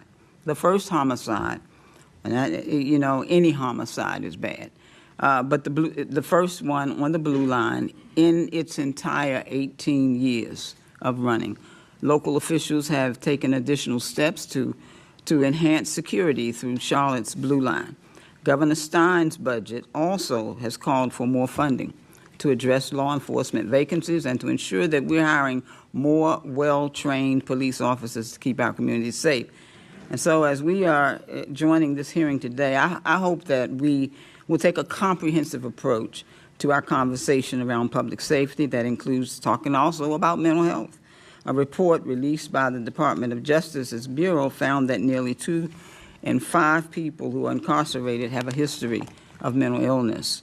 And so 7.5 people will lose Medicaid coverage under this next decade if this big, ugly bill, it's called the Beautiful Bill, it's going to hurt a lot of beautiful people if it stays. Medicaid is the single largest payer for mental health in the U.S., and we've got to make sure that people's health is cared for. Thank you, Mr. Chairman. Let me just say public health is public safety. I appreciate the opportunity to be here, and I yield back. Thank the gentlelady. I will now recognize Mr. Colley of the great state of California. Thank you, Mr. Chair. Thank you to our witnesses for the incredible courage that you've shown in sharing with America the heartbreak and horror that you've endured. Please continue to advocate.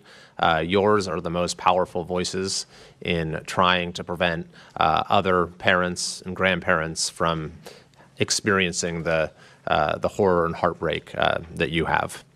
We will never be able to fully eradicate crime from our communities, but we can reduce those crimes that result from failed politics, from radical ideologies, from insane policies. And the reality is that far too many tragedies of the kind that we've heard about today are preventable if we just had a little more common sense when it comes to public safety. In jurisdictions like this one and far too many places across this country, the sense that crime is just a fact of life has become far too entrenched, that this is just the way it has to be. A sense of political complacency has sunk in, to the point that, according to the latest state of safety survey from the organization SafeWise, half of Americans do not feel safe in their own communities.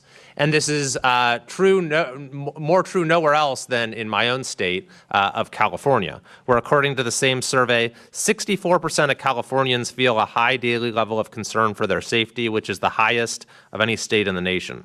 72% of Californians say they are highly concerned about violent crime happening to them, also the highest of any state in the country. So this is not just a abstract issue. These are the vast majority of people saying that they've heard about the sort of horrors that we've heard about today, and they fear that it could happen to them or to someone they love. This sense of lawlessness is seen in the ordinary conditions of life for people as well. In Los Angeles, the police chief has advised people, do not wear your jewelry when you go outside. People have to walk through homeless encampments on their way to work with all manner of drug use and other unlawful activity. You walk into a CVS or a basic store and your shampoo and conditioner is under lock and key because theft is so rampant. We see that in Washington, D.C. as well. You probably see it here in Charlotte. So these, and in fact, in my own state of California, we just had an incident 2 weeks ago where, in apparently an act of politically motivated violence, an individual fired 3 shots into a local news organization, and he was at large for some time, and then we all breathed a sigh of relief when he was apprehended. Thankfully, no one was hurt. The shots didn't hit anyone. But then he was immediately released. A man who just fired 3 shots into a news studio. Fortunately, there was a federal nexus. The FBI apprehended him soon after that. But this is the core of the problem. It's criminology 101 that the best deterrent against crime is the certainty of punishment. And the way that many of these jurisdictions are set up is there's various dimensions to the criminal justice system that undermine the certainty of punishment. So if you're a criminal committing even a very serious crime, you probably think there's not a very good chance you're going to get caught because the police departments are understaffed and they've been defunded. But then even if you do get caught, there's a good chance you won't be prosecuted because you have these rogue district attorneys who don't prosecute crime. But then even if you do get prosecuted, there's a pretty good chance you'll be let out on pretrial release on bail or even maybe on unsupervised release without bail. Or then even if you are convicted, then the punishments are so weak that it really won't be much of a punishment at all. The good news is public opinion has turned sharply against these sort of radical policies that have gotten to this point. Even in California last year, Californians passed a proposition to make crime illegal again by restoring appropriate consequences that passed with almost 70% of the vote, despite opposition from the governor and the political establishment. We also saw some of these reckless district attorneys in our state removed from office, and because of that, we've actually seen a modest improvement in crime that is starting to be felt in our state. So, Mr. Chair, I think this is precisely the time when we can say, and we're seeing it in Washington, D.C., by the way, where we have a controlled experiment going on, where you can at least turn a couple of the levers to increase the certainty of punishment, and what do you know? Crime goes down. I think that we need to use that as an example for how we can bring public safety to communities across this country. And I think that starts, by the way, first and foremost, with supporting our law enforcement. So thank you to all the law enforcement with us here today. I yield back. Thank you, Mr. Kiley. Mr. Chairman, I have 3 unanimous consent requests. I ask unanimous consent to enter into the record a memo from the Democratic staff of the House Judiciary Committee titled President Trump's Pardons Cheat Victims Out of an Astounding $1.3 billion in Restitution Fines, allowing fraudsters, tax evaders, drug traffickers to keep ill-gotten gains. Without objection. And an article entitled SEC Drops Efforts to Recoup Funds from the Trump Clemency Recipients, dated September 19th, 2025, from the New York Times, and an article titled Trump Oversees All-Time Low in White-Collar Crime Enforcement, dated August 10th, 2020, from Bloomberg. Without objection. Mr. Chair, I object. I fail to see the relevance of any of those documents to this hearing and the life of Irana. I do thank the gentleman, but it has been the past practice and policy on both sides of the aisle as far as entering something into the record. And I understand, and when you speak, and you're going to have your opportunity, you'll be able to voice that objection and why. Thank you. And just a point of clarification, all of that money would go into the Crime Victims Fund. So that money would go directly to victims of federal crimes. So by not recouping that money. No, I'm being lenient here. I got this problem. I always like to be a nice guy, but there's a point where, so in order for us to move on, and again, you'll have your chance to speak, you would have to withdraw that objection, or else we'll have to vote on it. I have thanked the gentleman. Thank you. Okay. With that, I will recognize Ms. Lee from the great state of Florida. Thank you, Mr. Chairman. Like a number of my colleagues here today, I too am a former prosecutor. I also am a former judge.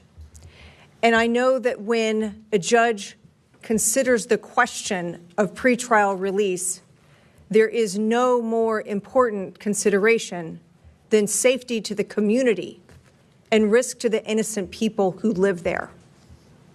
When judges fail to consider a violent criminal history, or when they're required to look away from a violent criminal history, we see absolutely tragic consequences. Our committee has been traveling the country to try to tell the stories of the real people and the real families who have been forever and permanently affected by crimes of violence, and crimes of violence that could have and should have been prevented with good criminal justice policies. These hearings are an effort to show that these tragedies are not numbers, they are not statistics, they are certainly not political theater. They are real stories of families, sons, daughters, whose lives are lost or permanently changed. As a mother, I thank you for being here and for being willing to share with us the stories of your families. There is nothing that could give better perspective on how vital and critical it is for us to stop soft on crime policies that lead to these kinds of tragic results. Officer Campbell, I'd like to start with you. You mentioned that you and your colleagues, the day that you were injured, and several of them killed, were responding to a call that involved a violent recidivist. Is that correct? That would be correct. Is that something that was unusual in your experience, or is that something that happens to you and your colleagues regularly? I would say that was an unusual circumstance. Yes. Now, in your experience, is there a broader challenge related to violent recidivists being out on release before trial? Yes. What effect does that have on your ability to do your job safely? So, as a police officer, I would say we spend a lot of our time chasing our tail and rearresting the same people that we arrested the week prior, while the violent crime continues. A lot of crime is stopped just by our mere presence, but our presence is pulled because, again, we continue to arrest and deal with the same people day in and day out. And Mr. Woody, one thing that you mentioned was the concept of an unsecured bond or releasing someone on their own recognizance. Tell us, if you would, your perspective on the significance of instead having a secured bond or detaining someone pending trial. A secured bond through a bail bond agency. Co-signer is required, an indemnitor per se. That indemnitor is going to be a family member, a close friend, a relative, or someone that has substantial collateral and something to lose if this defendant reoffends, if this defendant absconds, or if this defendant goes out and just thumbs his nose, per se, as the word was used earlier, to the court. And Ms. Alderman, you mentioned something in your earlier testimony that I think is a really important point for everyone here to understand, and that is that it's been 5 years. Five and a half. and you're still waiting on a trial for the offenders in your granddaughter's case. That, Ms. Lee, is not uncommon in Mecklenburg County. We are not the only ones. The murder docket, or whatever, I don't know the legal terms, but murder trials are between 5 and 7, sometimes more, years behind. And that is outrageous. And what the district attorney's office will tell the victims, they did tell me, and they have told others that I've spoken to, time is not a friend to your case. Time only hurts your case.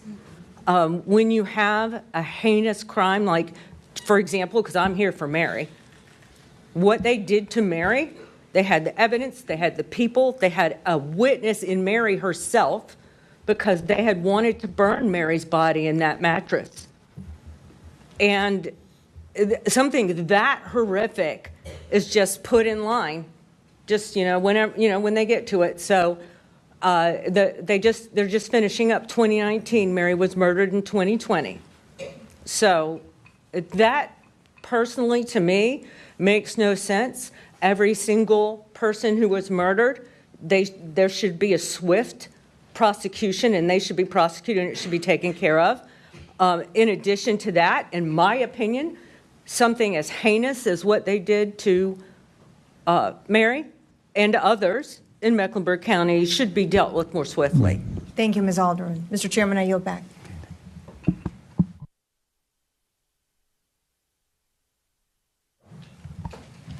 Thank you, Mr. Chairman. It's good to be here. You and I have traveled quite extensively and into multiple jurisdictions to see the results, I think, of soft on crime policies within counties, within cities. And unfortunately, I think Charlotte is no stranger to that, too. To Officer Campbell, thank you for your bravery. Thank you for your commitment to law enforcement. And thank you for speaking up. I had the opportunity yesterday on the way up here to talk to several members, officers that serve this area, who were fearful that if they spoke out, or that if I attributed things to their name, that they would somehow be penalized for that.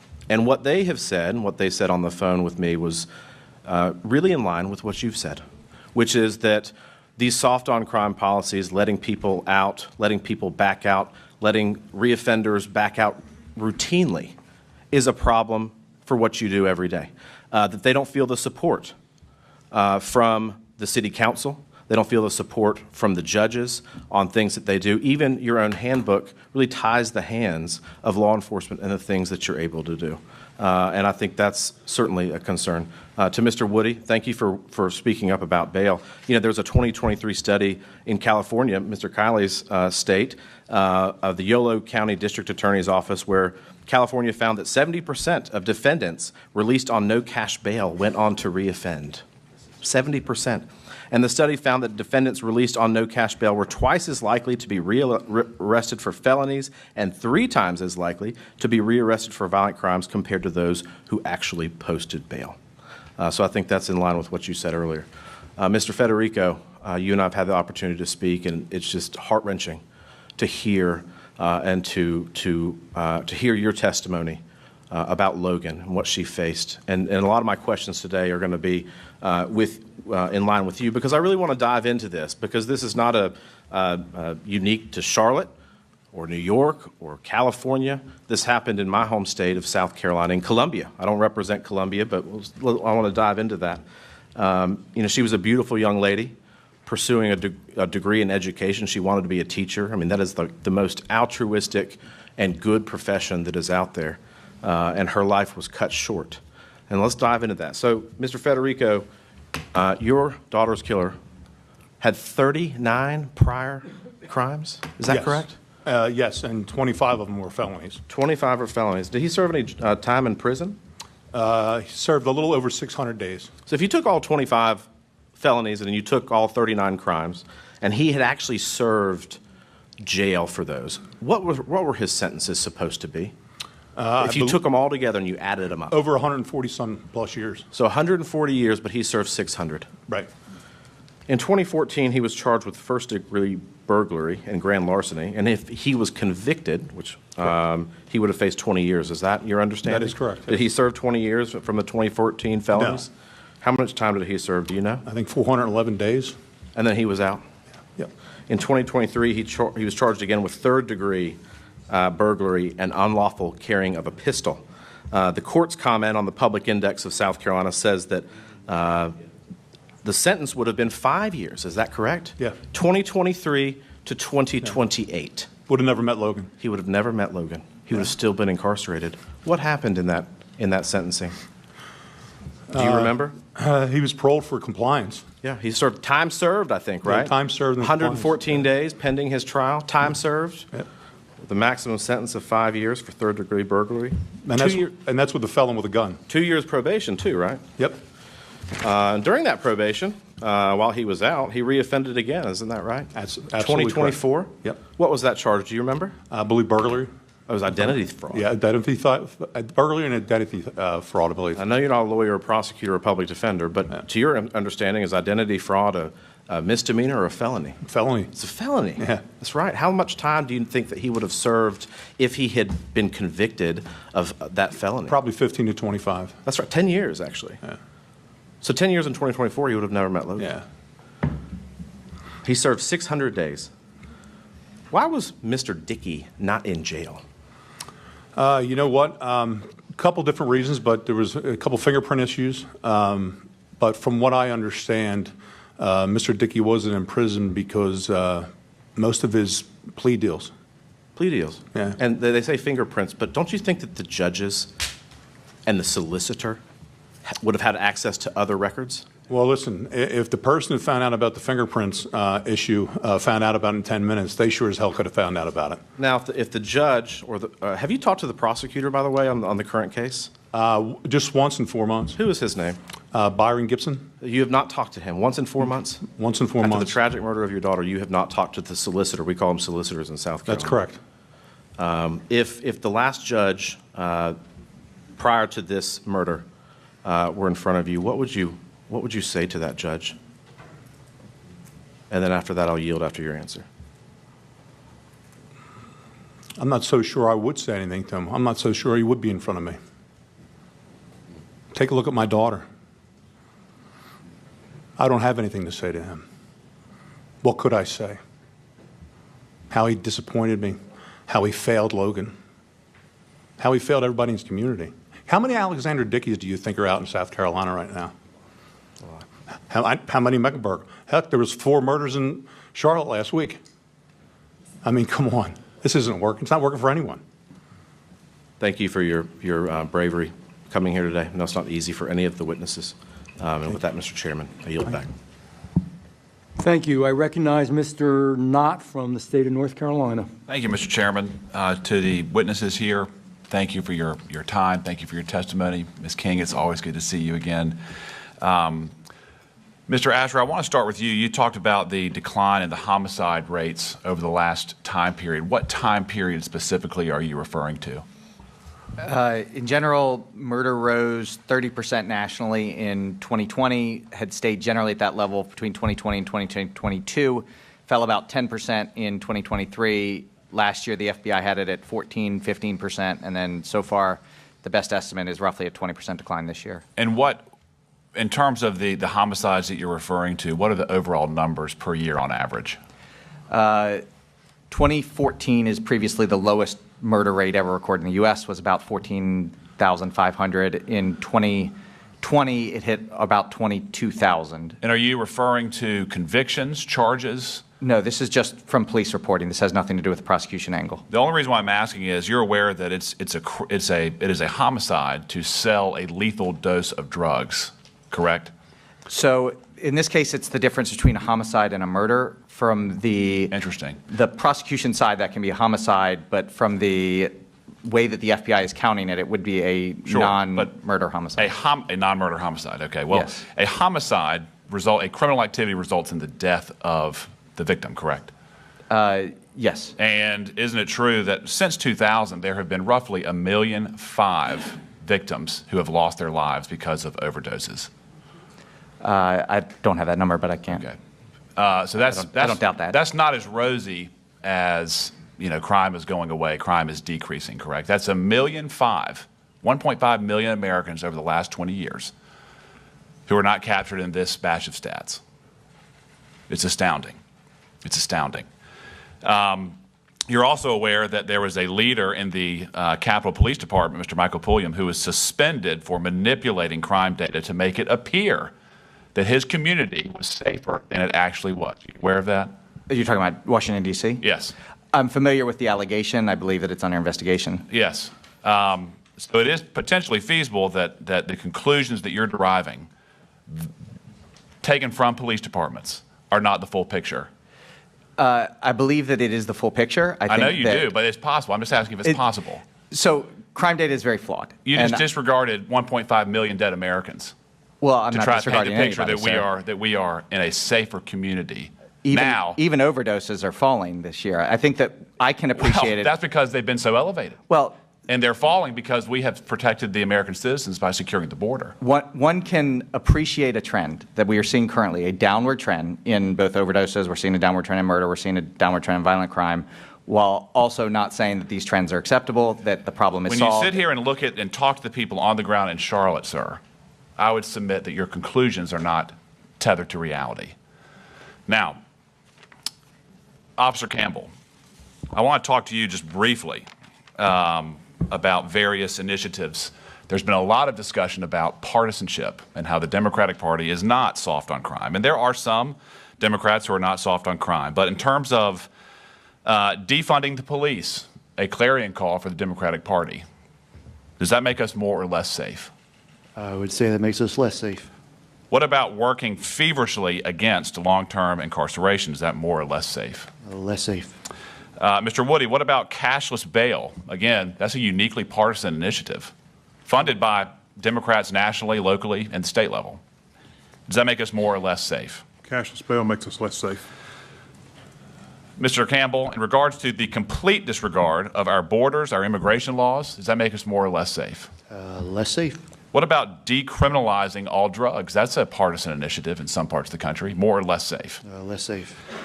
What about funding NGOs, tens of billions? We talk about funding, we talk about mental health, we talk about victims funding, tens of billions of dollars over the last 4 years that was handed directly to people who were here illegally. Does that make us more or less safe? Be less safe. So it seems to me that we have an ideology problem, not a funding problem. And would you say it's a coincidence that the top 10 most dangerous cities in the country are led locally by Democrats? Is that a coincidence? No. Now, Mr. Federico, I want to ask you, there's been a lot of discussion about you cannot incarcerate your way to public safety. Do you agree with that? Well, how can we find out? We don't do it. Right.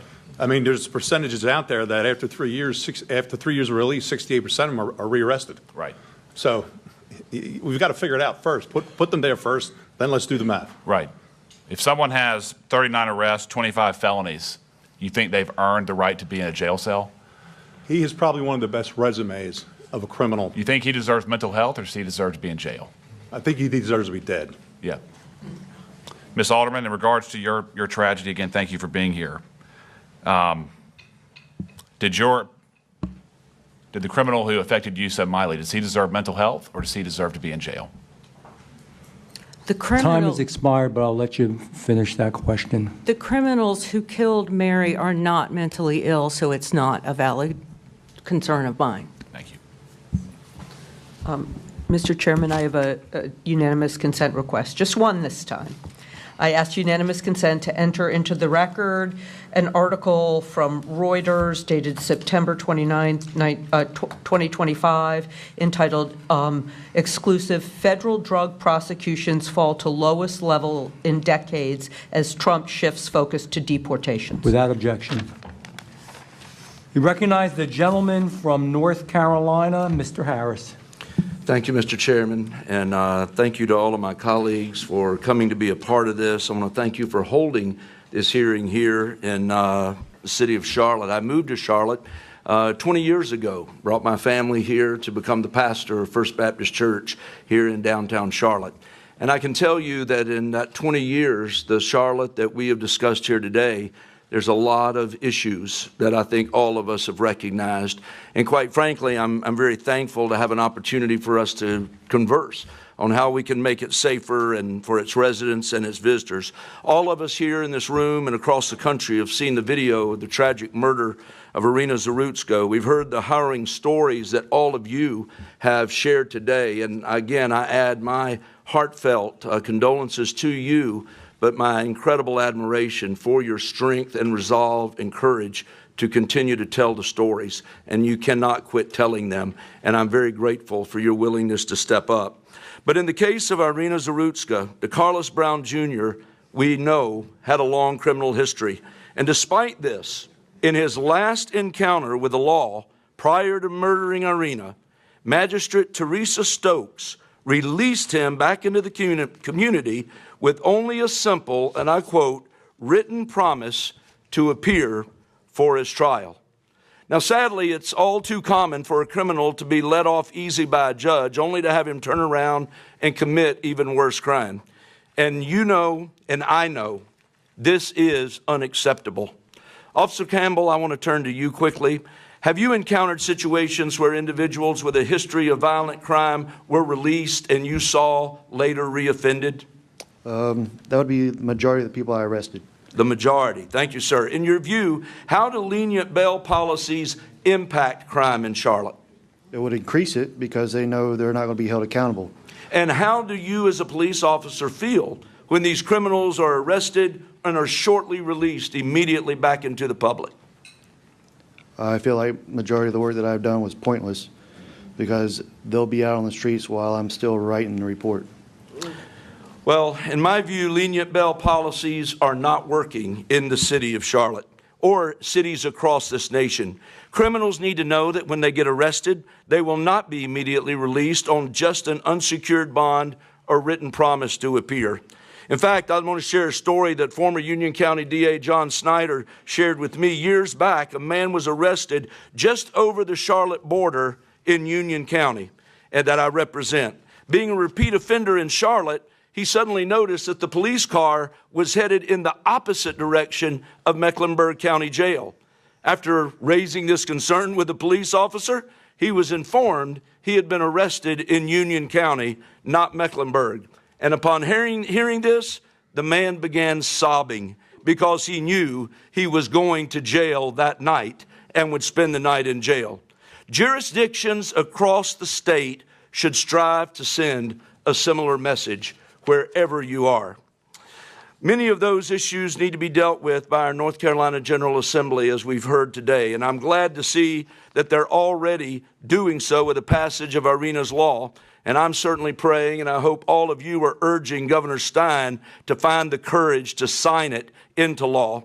And Mr. Woody, turning to you, could you please describe for all of us the changes that Irina's law would make to North Carolina's system for bail? In accompanying with the Pretrial Integrity Act, an offender who reoffends is automatically held 48 hours or until they see a judge in front of a first appearance. In addition to that, it would recuse the people from having an unsecured bail. They'd be required to post a cash bail, secured bail through a bail bondsman, or a family member with property or assets through an accommodation. Well, and thank you for sharing that. And I believe Congress has got to take action as well. We cannot sit by and allow these mismanaged cities to put Americans in danger. In fact, I'm going to be introducing two bills in the next week, one for accountability, the other for transparency, as one of them is going to ensure jurisdictions that get federal grants for public safety do not defund their police or implement cashless bail lest they lose any of those government funds, and one to require the Department of Justice to publicly identify every jurisdiction in this country that implements these cashless bail policies. And I look forward to working with my colleagues on the Judiciary Committee to deal with these important matters. In just my last few seconds, let me say, Mr. Federico, how has Logan's tragic death shaped your view of the criminal justice system? Very disappointing. When criminals have more rights and are respected more than an innocent young woman at age 22. It should send a shockwave to everyone, Absolutely. Well, again, let me just say thank you to all of you for sharing your stories. Please keep sharing your story. And with that, Mr. Chairman, I yield back. Thank you. I now recognize Mr. Moore from the great state of North Carolina. Thank you, Mr. Chairman, and I want to thank the committee for being here today. I'm proud to represent Charlotte in Congress, part of Charlotte, and while I'm glad that the committee is here, I certainly hate the circumstances under which that the committee has to be here. To our witnesses here, I have no words. Some of you I've talked to before, some this is the first time, and the tragic deaths that you all have discussed, that you're living through, Officer Campbell, your injuries are things that should never, ever have happened. And I do want to push back on some of the argument that this is a money issue. This is not a money issue. This is a policy issue. This is a choice that is made often by magistrates, and I can give you some examples. One as recent as just a couple weeks ago. Two of the district attorneys in two of the neighboring counties I represent, Travis Page from Gaston County, Mike Miller from Cleveland County, are here. And I can tell you a story that I think is very telling, and this happened just September 3rd, so this is very recent. A guy by the name of John Alexander was accused of breaking into a Belmont Abbey College dorm room and sexually assaulting a student. That happened in Gaston County. However, he was initially arrested here in Mecklenburg County. Guess what his bond was, Mr. Chairman? Here the bond was set at $50,000. He made bond. Once the case got transferred over to Gaston County, the district attorney and the judge there raised the bond to $500,000, and so that this person will be incarcerated. That's an example from just a few weeks ago, right here, showing the difference. And the fact that you have this pattern happening right here in the two counties that I hear about the most, the complaints about, are Mecklenburg County and Durham County. Those are the two that I hear about most often when I talk to law enforcement officials all around the state. And that it's just, and it all tends to come down to, and frankly here in Mecklenburg, the criticism has not been with the district attorney, it's been more with the magistrates and the judges, just letting these criminals come in and go right out the door. I mean, Officer Campbell, you just testified there are times when you're still doing the paperwork and the criminal is walking back out on the street. Is that correct? That would be correct. And just curious, I mean, how is that is that more often than not, or is that just kind of a rare thing? No, it happens quite frequently. I mean, that should not be that should shock everyone. And that should drive the point home that this is not about money or programs or whatever else and some of these feel-good programs that get kicked around out there to try to divert people from jail. There are people who are dangerous and they need to be incarcerated. And I'll tell you the other problem that we have, and that is the lawsuit a couple decades ago, I think the ACLU filed at wanting to get folks out, deinstitutionalize folks with serious mental issues. Well, guess what you have now? You have people out on the streets. Your homeless problem has gone through the roof. You know, you can't go anywhere without seeing homeless encampments, even in my small town of Kings Mountain, where this is happening. It's happening all over the country. And it's because of these leftist policies of trying to get people deinstitutionalized who have mental issues. And guess what? Some people need to be in the community, but guess what? There are dangerous people who should not have been in the community. And I point to the situation with Irina Zarutska. Not only should this guy have not been out on bond from previous things, but why didn't somebody involuntarily commit this guy, right? I mean, this guy, you know, whatever you want to say, this guy should not have been on the streets. And these policies have to change. But guess what? It's a question of what's happened when it comes to judicial officials around, because you don't hear this as much in some of the other counties. I mean, you've got a data pool that you can look at. And for those who are here in the public or whatever, I mean, you've got two neighboring district attorneys sitting out in the audience today. Talk to them after this hearing. Get them to talk to you about what the stats look like in their counties. I want these victims' families to know that you were not done properly. Your loved ones were not provided justice. That has to change. To the family of Irina Zarutska, I have had the opportunity to speak with her uncle. Absolutely tragic. Leaving a war-torn country, coming here, starting over, only to be murdered by some animal who should have been behind bars on this light rail. Just unspeakable. I just want these family members to know. I want her family member to know, Officer Campbell, who now lives with a disability, because I want you to know that these stories are not in vain, that change has to come. I appreciate your courage in being here today, and I appreciate the message that's being sent forth. And Mr. Chairman, I appreciate this committee going around the country, because the American people are sick and tired of this, and it has to change, and it's going to change. With that, I yield back. Gentleman yields. I thank the gentleman, and I recognize the gentleman from North Carolina, Mr. Rouser.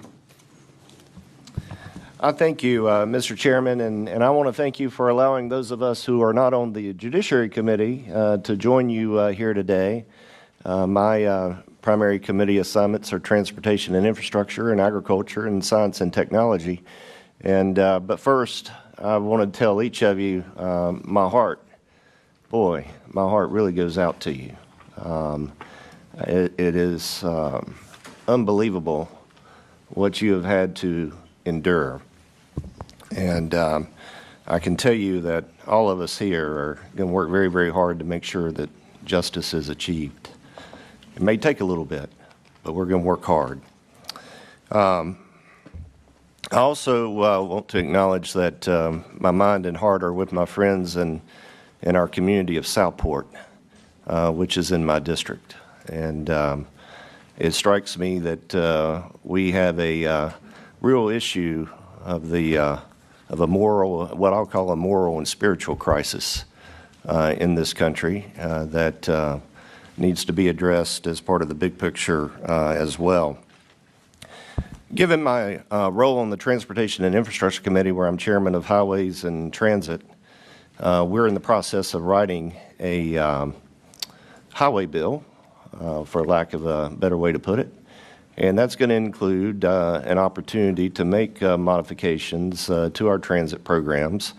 And one of the things that I've observed through my research that is really interesting to me and quite appalling is fare avoidance. Folks get on these light rails and they're not paying any fare whatsoever. That was the case, with the murder here in Charlotte a few weeks ago. And Mr. Campbell, if I can ask you, is that something that you personally have witnessed a good little bit? Is it lack of resources or lack of commitment to police these light rail cars and make sure people are paying their fares? Well, the light rail system is controlled by CATS, and they employ their own security. Right. More cops, to me, would not be the answer. I mean, CATS can control their own fares, but there's never been a system that, checks to see if they paid their fare or not in the first place. Yeah. Well, one of the fundamental principles is you get more of whatever you incentivize. And if people do bad and they're not reprimanded, if there's no consequence, they're going to continue to avoid paying any fare. I think that's definitely an issue that we'll look at in the context of our highway bill. I know we have some great and fine citizens of this community, David Longo and many other business leaders who are working to enhance the community here for the future and are working on those specific issues, and I appreciate them for their commitment and dedication to it. But when you have public transportation systems that the average person does not want to ride, that makes it very, very difficult, to keep them financially viable and sound. And of course, is really a problem for the community as a whole, because after all, taxpayers are paying for them. Let me ask you, Mr. Woody, switching gears a little bit, I'm just curious your thoughts on this. Do you think magistrate judges are under political or institutional pressure to release offenders with minimal bail, even in violent cases? I think magistrate officials are given a bail schedule, and whether they adhere to that bail schedule or not, I think will be under their own accord.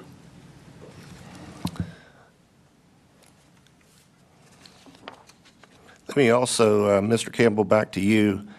Based on your experience in law enforcement, have you observed a correlation between the implementation of more lenient criminal justice policies and an increase in violent crime in the Charlotte region? Yes. Unequivocally, yes. Yes. Thank you, Mr. Chairman. I yield back. Thank the gentleman. Mr. Chairman, I have a unanimous consent request. I ask unanimous consent to enter into the record an article written by Rachel Crumpler and Taylor Knopp titled Charlotte Light Rail Killing Exposes Gaps in NC's Mental Health System, published by the NC Health News on September 25th, 2025. Without objection, I also have a couple of UCs. One is the new Senate Judiciary report, the Grassley report, which shows Biden DOJ sent taxpayer-funded grants to Soros-backed soft-on-crime NGOs. That money, your tax money, actually went there. I also have another unanimous consent from the City Journal. Are crime statistics reliable? The agencies from that article process is shrouded in mystery, and its numbers are often inconsistent and inaccurate. With that, I will recognize the gentleman from North Carolina, Mr. Edwards. Thank you very much, Mr. Chair. And again, I appreciate the opportunity to be waived onto this committee, to visit Charlotte, and to hear from this fine panel of witnesses. To each of you, thank you for being here. Thank you for your courage. I want to apologize to you, first of all. I find it interesting that we've heard in many situations from the folks that have talked today, efforts to distract us from what the actual issues are, efforts to create diversions from the horrible stories that we've heard from our witnesses here today. We've heard this issue politicized with documents that have been entered that have absolutely nothing to do with the relevance of your stories. And I apologize to you for that. Frankly, I'm embarrassed that way too many times this is the way Congress operates. But I can promise you that while this behavior might be taking place up here with this panel, your stories have resonated with every member that's up here. And we will remember these when we get back to Washington, D.C. I apologize that we're hearing from folks that just say, give me more money and I'll fix the problem. That's typically what we hear with about any problem that I've faced in Washington, D.C. Give me more money and then I'll fix it. If there's anybody here that believes that simply reaching deeper into their pockets will fix this problem, please leave a collection over here in front of Ms. Ross before you leave today. We've heard that less guns on the streets by law-abiding citizens would fix this problem. Ms. Alderman, let me ask you, would less guns on the streets by law-abiding citizens, would that have saved Mary's life? No, not in Mary's case, absolutely not. It would not. I ask you, Mr. Woody, while I don't think anybody here is an expert on Arana Zarutska, do you believe that less guns on the streets by law-abiding citizens would have saved her life? Absolutely not. And yet we're turning our conversations towards those types of things.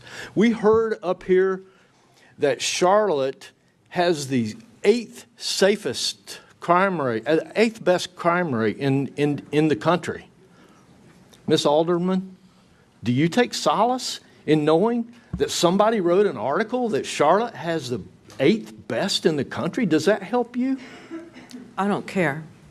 Exactly. That has nothing to do. It's completely irrelevant. With us saving Mary's life. We heard up here that, I think it was Ms. Adams that mentioned that there's been a 25% reduction in violent crime. I think we heard something similar from Mr. Ashner. Mr. Woody?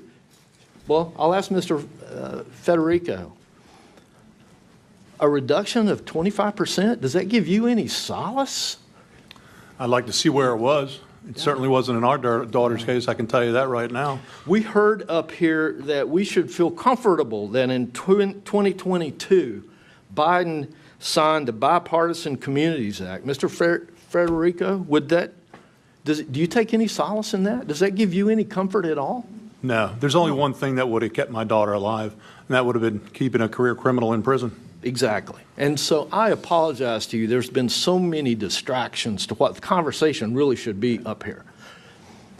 We've heard a number of times that there's a failure of policy, and I can buy that in some cases. Definitely, we need to eliminate cashless bail. That's a policy that we should go after. I would suggest more than policy, we need transparency and we need accountability to the people that are charged with implementing those policies. Mr. Woody, I'm about to run out of time, and I know you're probably not an expert on the court system. By the way, thank you for your service in law enforcement, most of which I understand was in my district, so thank you very much. How are magistrates selected in North Carolina? Magistrates are appointed. And they're appointed by? The Chief Superior Court Judge. Which are selected? They're elected. They're resident Superior Court judges are elected. And so what I think I hear you saying is that we as citizens, communities, can elect folks to implement those policies. And it may be that we need more policies or more reporting to make the accountability a bit more transparent. I'm out of time. We could go on this forever. Thank you all. I appreciate you being here. Gentleman yields. I thank the gentleman. I recognize Mr. Harrigan from North Carolina. Thank you, Mr. Chairman, and thank you to our witnesses today. I genuinely appreciate your heartfelt testimony, and it is something, as Mr. Edwards has said, that will resonate with all of us forever. You have that commitment from us. I find it personally disgusting that members of this committee have suggested that this is political theater for the purpose of negotiating an open seat, while distracting from the fact that violent repeat offenders are continually let free from our judicial system. That is the problem that we have, and that is the only problem that we have, period. We've had a lot of talk about money today. I will actually give DA Merriweather some credit. He got together with local business leaders and local government officials to decide, okay, hey, what is the minimum amount that we actually really need in order to get the job done? Because from his words, he said, I don't want to throw money at this problem, because the problem really isn't money. And out of the 10 additional DAs that he needs with 5 additional staff assistants, that's exactly what the state legislature has authorized, and it's just waiting on Governor Stein's signature to be put into law. That's happening. But we've got to understand that the lack of 10 DAs in a system that has 84 DAs already is not the problem, and it's mutually exclusive from the problem of judicial posture with respect to judges and magistrates simply allowing violent repeat criminals back on our streets, as well as trial delays, which, as we all know, over the course of time, we lose witnesses, we lose accuracy of testimony. It degrades the system of justice that we have. We cannot allow this to continue to stand. But what I find absolutely indefensible is politicizing this committee testimony here today in front of these victims and the families of these victims, saying that this is for political purposes. Mr. Asher talked about statistics today. The statistics that he entered into his testimony today about declining crime are only through June of 2025. It does not talk about July, August, or September. And you know what's happened in July, August, and September? The murder rate has skyrocketed in Charlotte. We are picking and choosing what type of statistics we want to share to forge a narrative that is detached from reality. And that narrative does not line up to the experience of Officer Campbell, Mr. Federico, and Ms. Alderman. Let us not forget that. One of my Democratic colleagues said, don't judge us by what we say, but what we do with respect to money. Let me be very clear. The sole force behind defunding the police has been the Democratic Party, period. They have created unrest. They have created a desire within our population to not step up and serve in law enforcement. I had a long meeting with Johnny Jennings, the former chief of police in CMPD. And I asked for a meeting. I said, what's working, what's not working? I want to go through everything so that I might be able to help you. And at the end of what was supposed to be a 45-minute meeting that actually lasted 3.5 hours, he said, Mr. Harrigan, I just want to thank you. And I said, why, Chief? And he said, because not one time in my entire career, 30 years, has an elected official asked to talk to me about what's working, what's not working, and that let me know that they had my back. Not one member of the Charlotte City Council, not one member of the Mecklenburg County Commission, not the mayor, not a single congressperson had ever come before him and asked, how can we help, as opposed to just absolutely running him through the mud when things didn't go their way in traditional media. Guys, we have a problem here. We have a very real problem that we need to work together to solve. But we have to understand what is the root of this problem. And it is, as Mr. Moore said, it is not money.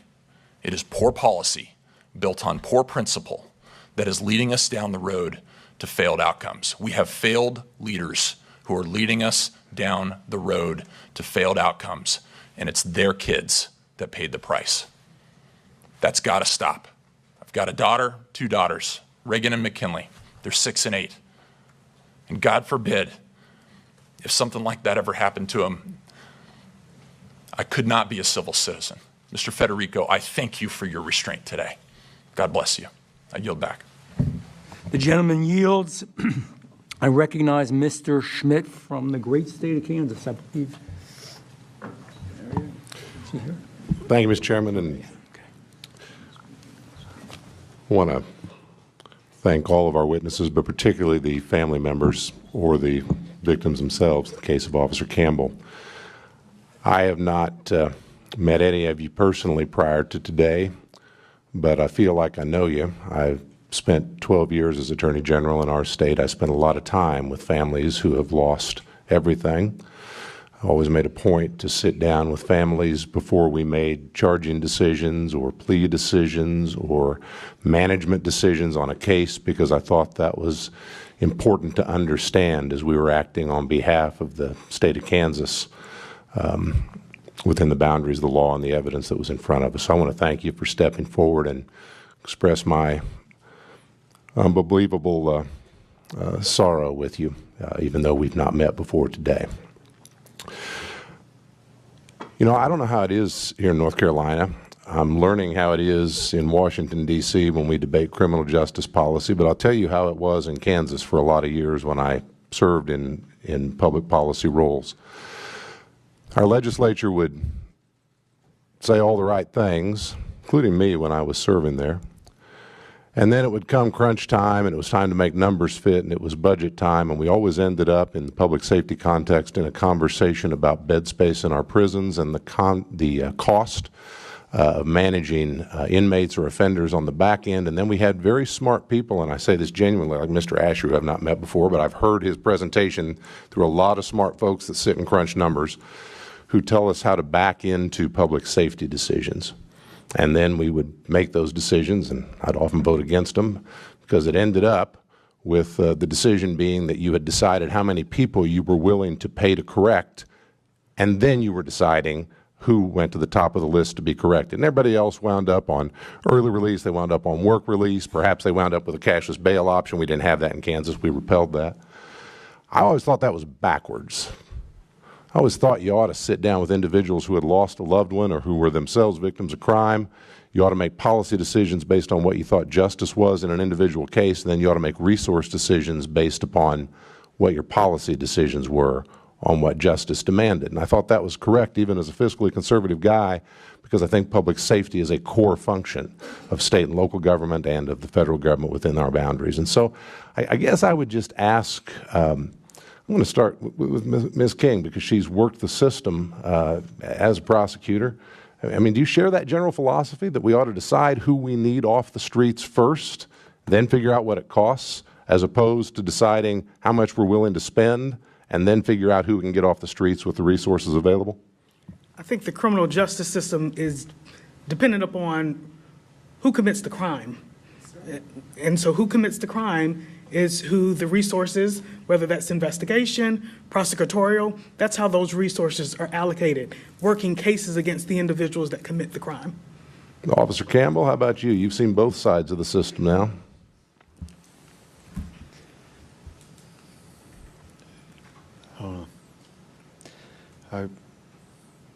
Because I don't know where you want me to begin. Wherever you think's appropriate. Because we sit here and we allocate funds and time and equipment to arresting one person.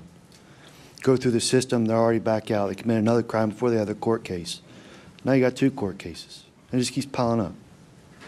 So that would be my experience in this whole thing. So. Mr. Woody, you deal with a particular slice of the offender population at a particular moment in time. Any thoughts on that general approach? I think the general approach would be that there has to be some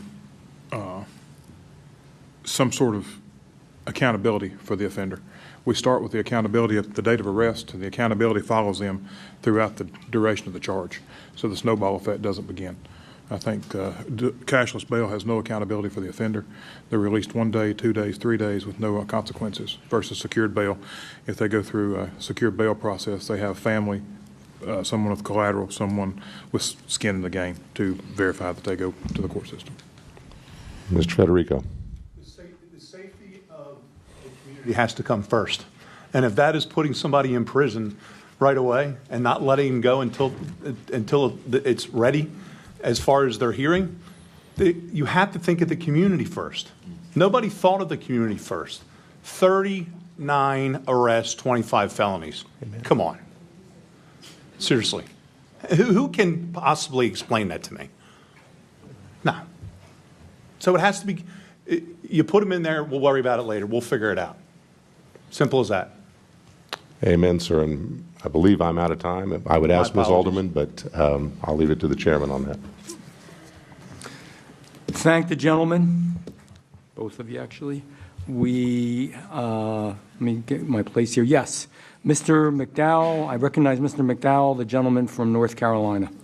Well, thank you, Mr. Chairman, and thank you to each of the witnesses for being here today. I want to first address something that one of my colleagues said to begin this hearing, which was that apparently all of the folks on the Republican side are here to talk about catchy slogans, and that's what we care about. And I take offense to that. And I think it's wrong, and I think it needs to be called out because 9 months ago, I was sworn in to serve as a member of Congress, and the only reason that I ran for Congress was because my little brother is one of those statistics that Mr. Asher failed to mention. He was killed by fentanyl poisoning. And this is not a statistic for me. This is not a catchy slogan. What this is a way for me to get up and do something about it. I wouldn't be in Congress were it not for failed policies of Democrat politicians that left our border wide open. And so I take offense to what my colleague said to begin this meeting, that all we care about is catchy slogans, because it's wrong. I know firsthand, Mr. Federico, what it's like to see that picture, a picture of a lost loved one that drives you, that motivates you. In my office, I keep a picture of my brother that I have to see every single day before I go to vote, so I remember why I'm here.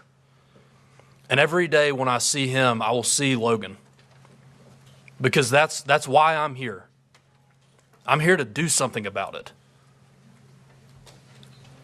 We're all here to do something about it, because we cannot let these beautiful people that are murdered by dangerous criminals who have been in and out of custody but never actually put in a box where they belong. We can't do nothing. There's been a lot of conversation today about funding and mental health, and my wife is a therapist, and I don't think, as good as she is, I don't think an hour a week with my wife would have saved Irina, because I don't think that would have saved DeCarlos Brown's mental health. No, he's an animal, he's a criminal, and that is obvious by the horrific video that we saw. He belongs in a jail cell, and it is a failure. I won't even call them leaders, because they're not leaders, because leaders would have made sure that he was in prison. They're elected officials that didn't do their job, and they need to be called out for it.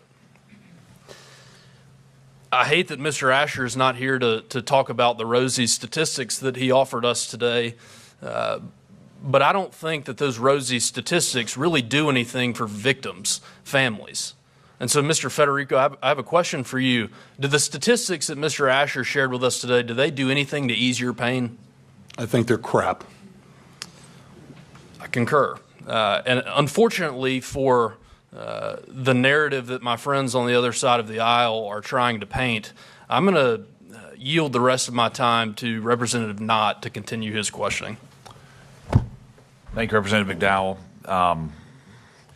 You know, it's alarming that we've been told it's a funding issue, it's a mental health issue. You can't incarcerate your way or law enforcement your way out of crime. Stats tell you, Charlotte, that you're safe, so sit down and be quiet. It's outrageous. It's outrageous. And their statistician said, disregard 1.5 million dead Americans. That law enforcement data that he utilized is inherently flawed. But sit down and be quiet because you're safe. I find it outrageous. We do not have a spending problem. We have an ideology problem. And when we start to look at behavior as some sort of collective trend or some sort of disparate impact if we actually police, rather than what one person does he or she deserve to be charged and prosecuted, we're going to be way off course. That's it. Justice is blind. If you commit a crime, you deserve to be prosecuted. And I hate to say this, but I've been very convicted up here. If any of us on this row right here had something stolen from us, if we were slapped, punched, shoved to the ground, do you think that we would be crying mental health? I find it laughable. I find it laughable. And I'm astounded that we look at the brutal murder of Irina. How anybody could conclude this is a mental health crisis is astounding. I'm short on time. Ms. King, let me just ask you, one tool that I think is underutilized is the task force officer model. Can you briefly summarize how we can implement that around the country to force multiply for good? Absolutely. The task force model, which was best utilized through the Organized Crime Drug Task Force, combines resources at both the federal and the state level, law enforcement, and even prosecutors. Yep. The benefit of that is because oftentimes local law enforcement, they know the drivers of the violent crime on the street. They're in the community every day. They know those repeat offenders. However, the federal law enforcement oftentimes does in fact have more resources, whether that be money to throw at investigations and or manpower. And so combining those tools really does make a bigger and better impact. They're able to make bigger and better cases, and really they're able to focus their attention on specific problems such as violent crime. Yep. In my experience as a prosecutor, the most violent people I was ever able to prosecute were, in fact, a result of a task force model. And so I would echo that. I know the OCDF program has been dismantled. I would echo that bringing back programs such as that are, in fact, tremendously instrumental in our communities. Thank you. The gentleman yields, and the gentleman yields, and last but not least, we have the gentleman from South Carolina, Mr. Norman. You know, I've sat here for, 2.5 hours and heard members that serve in Congress quote statistics. Quote statistics. Crime statistics down in Charlotte. How does that help the victims that are up here? What if, Ms. King, if your daughter or your granddaughter or Congresswoman Ross and Adams used your time to quote how crime is down? What about calling your mayor out, Mayor Lyles, who failed to report the stabbing? Bring that picture up here. Who failed to report the stabbing. It happened in August 22nd. Where's your voice for that? Where's your voice for those, for the children who were as my colleague mentioned, were let across the border to the tune of 20 million people by your president who opened the door. We finally had a president that stopped it. And you criticize Trump and quote statistics? Are you kidding me? It's a disconnect. What about the 14,000 murders last year? What about that statistic? What about the, Mr. Federico, what'd you say, 39 violations, 25 felonies? He's out. He's out. This is an insult. You could fill this entire room with victims all across Charlotte, and I'm from South Carolina, but you could take just a county and fill everybody here. And y'all using your voice as members of Congress? No, it's more than about money. What about cutting the pay of those judges who cut these criminals loose? What about them? Yeah, y'all put the handcuffs on the police, and you put the handcuffs on the police instead of on the victims. It blows my mind as I sit here and hear this. Let me give you a visual. Ms. Federico, I see your daughter. What about this? Mr. Chairman. What about this? This is the moment before she. Hey, Mr. Chairman, it's my time. It's not her time. It's the gentleman's time. It is the gentleman's time, and it is his right as a member of Congress to testify. I'm serious. What about, where was her? Well, how about that statistic? Did it help her? Tell me, did it help her? No, it did not. It's a miscarriage of justice. And for members to sit up here and use their time, it's amazing that in America, what happens here, what happens to this young lady, what happened to your daughter and your granddaughter, that's like Mary. That's what happens in third world countries. What happened to Charlie Kirk? That's what happens in third world countries. And you got members of your party who are, many of which identified with the assassin. All I'm saying is this is not time for politics. This is not time for any race. It's not time of any party. It's about time of justice. And like Mr. Federico said, until we stop putting people in prison, no amount of money, no amount of heartbreak and try to decide, is it mental illness, is it whatever it is, I don't care what it was. They murdered right here. It's sick. And that's what we've got to correct. And that's what many of us up here will stop, or at least stop. And Ms. King, we had a perfect example of a statistic I doubt you ever would hear of. It's the former law enforcement from my home state came up here for a bowling alley. His wife got assaulted. He jumped up and stopped it, like the people failed to do with this lady.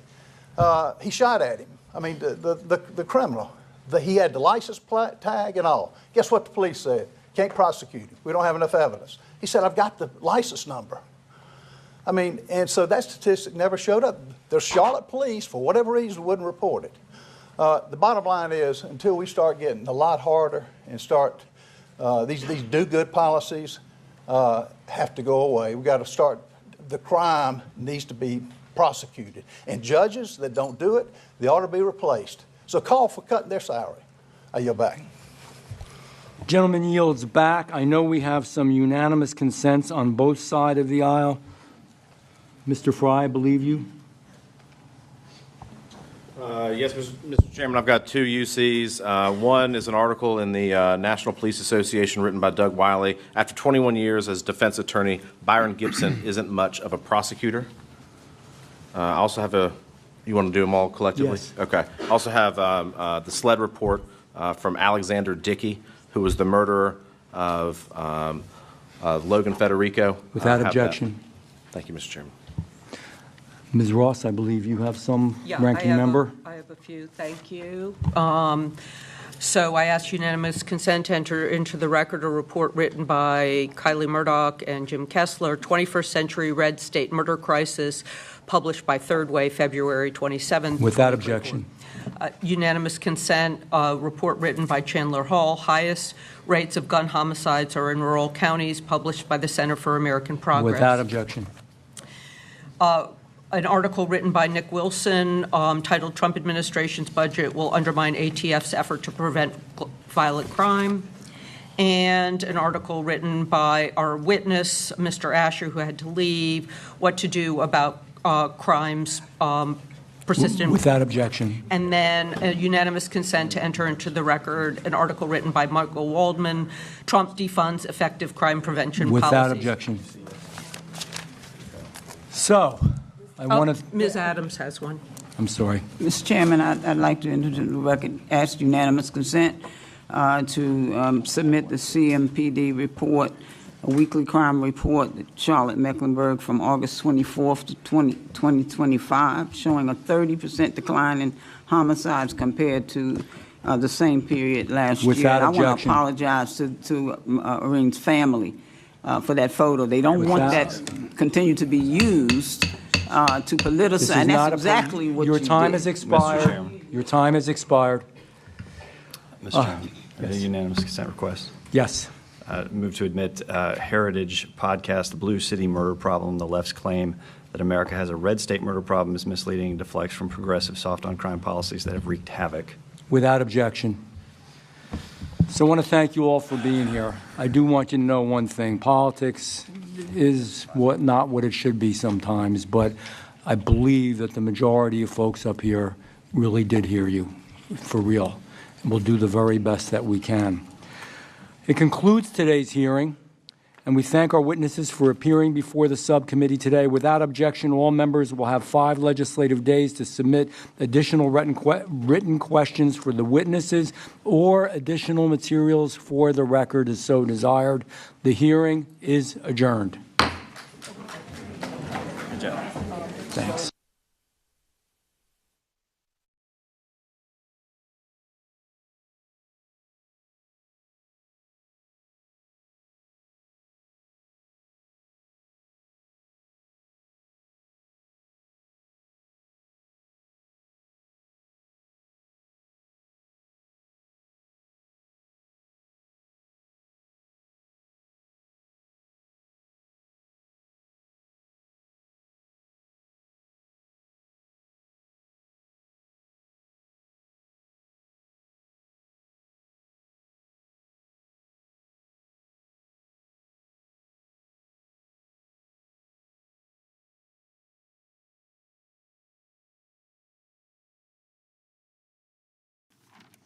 Thank you very much, Mr. Chairman, and welcome, Director Patel. You and I have not had the opportunity to meet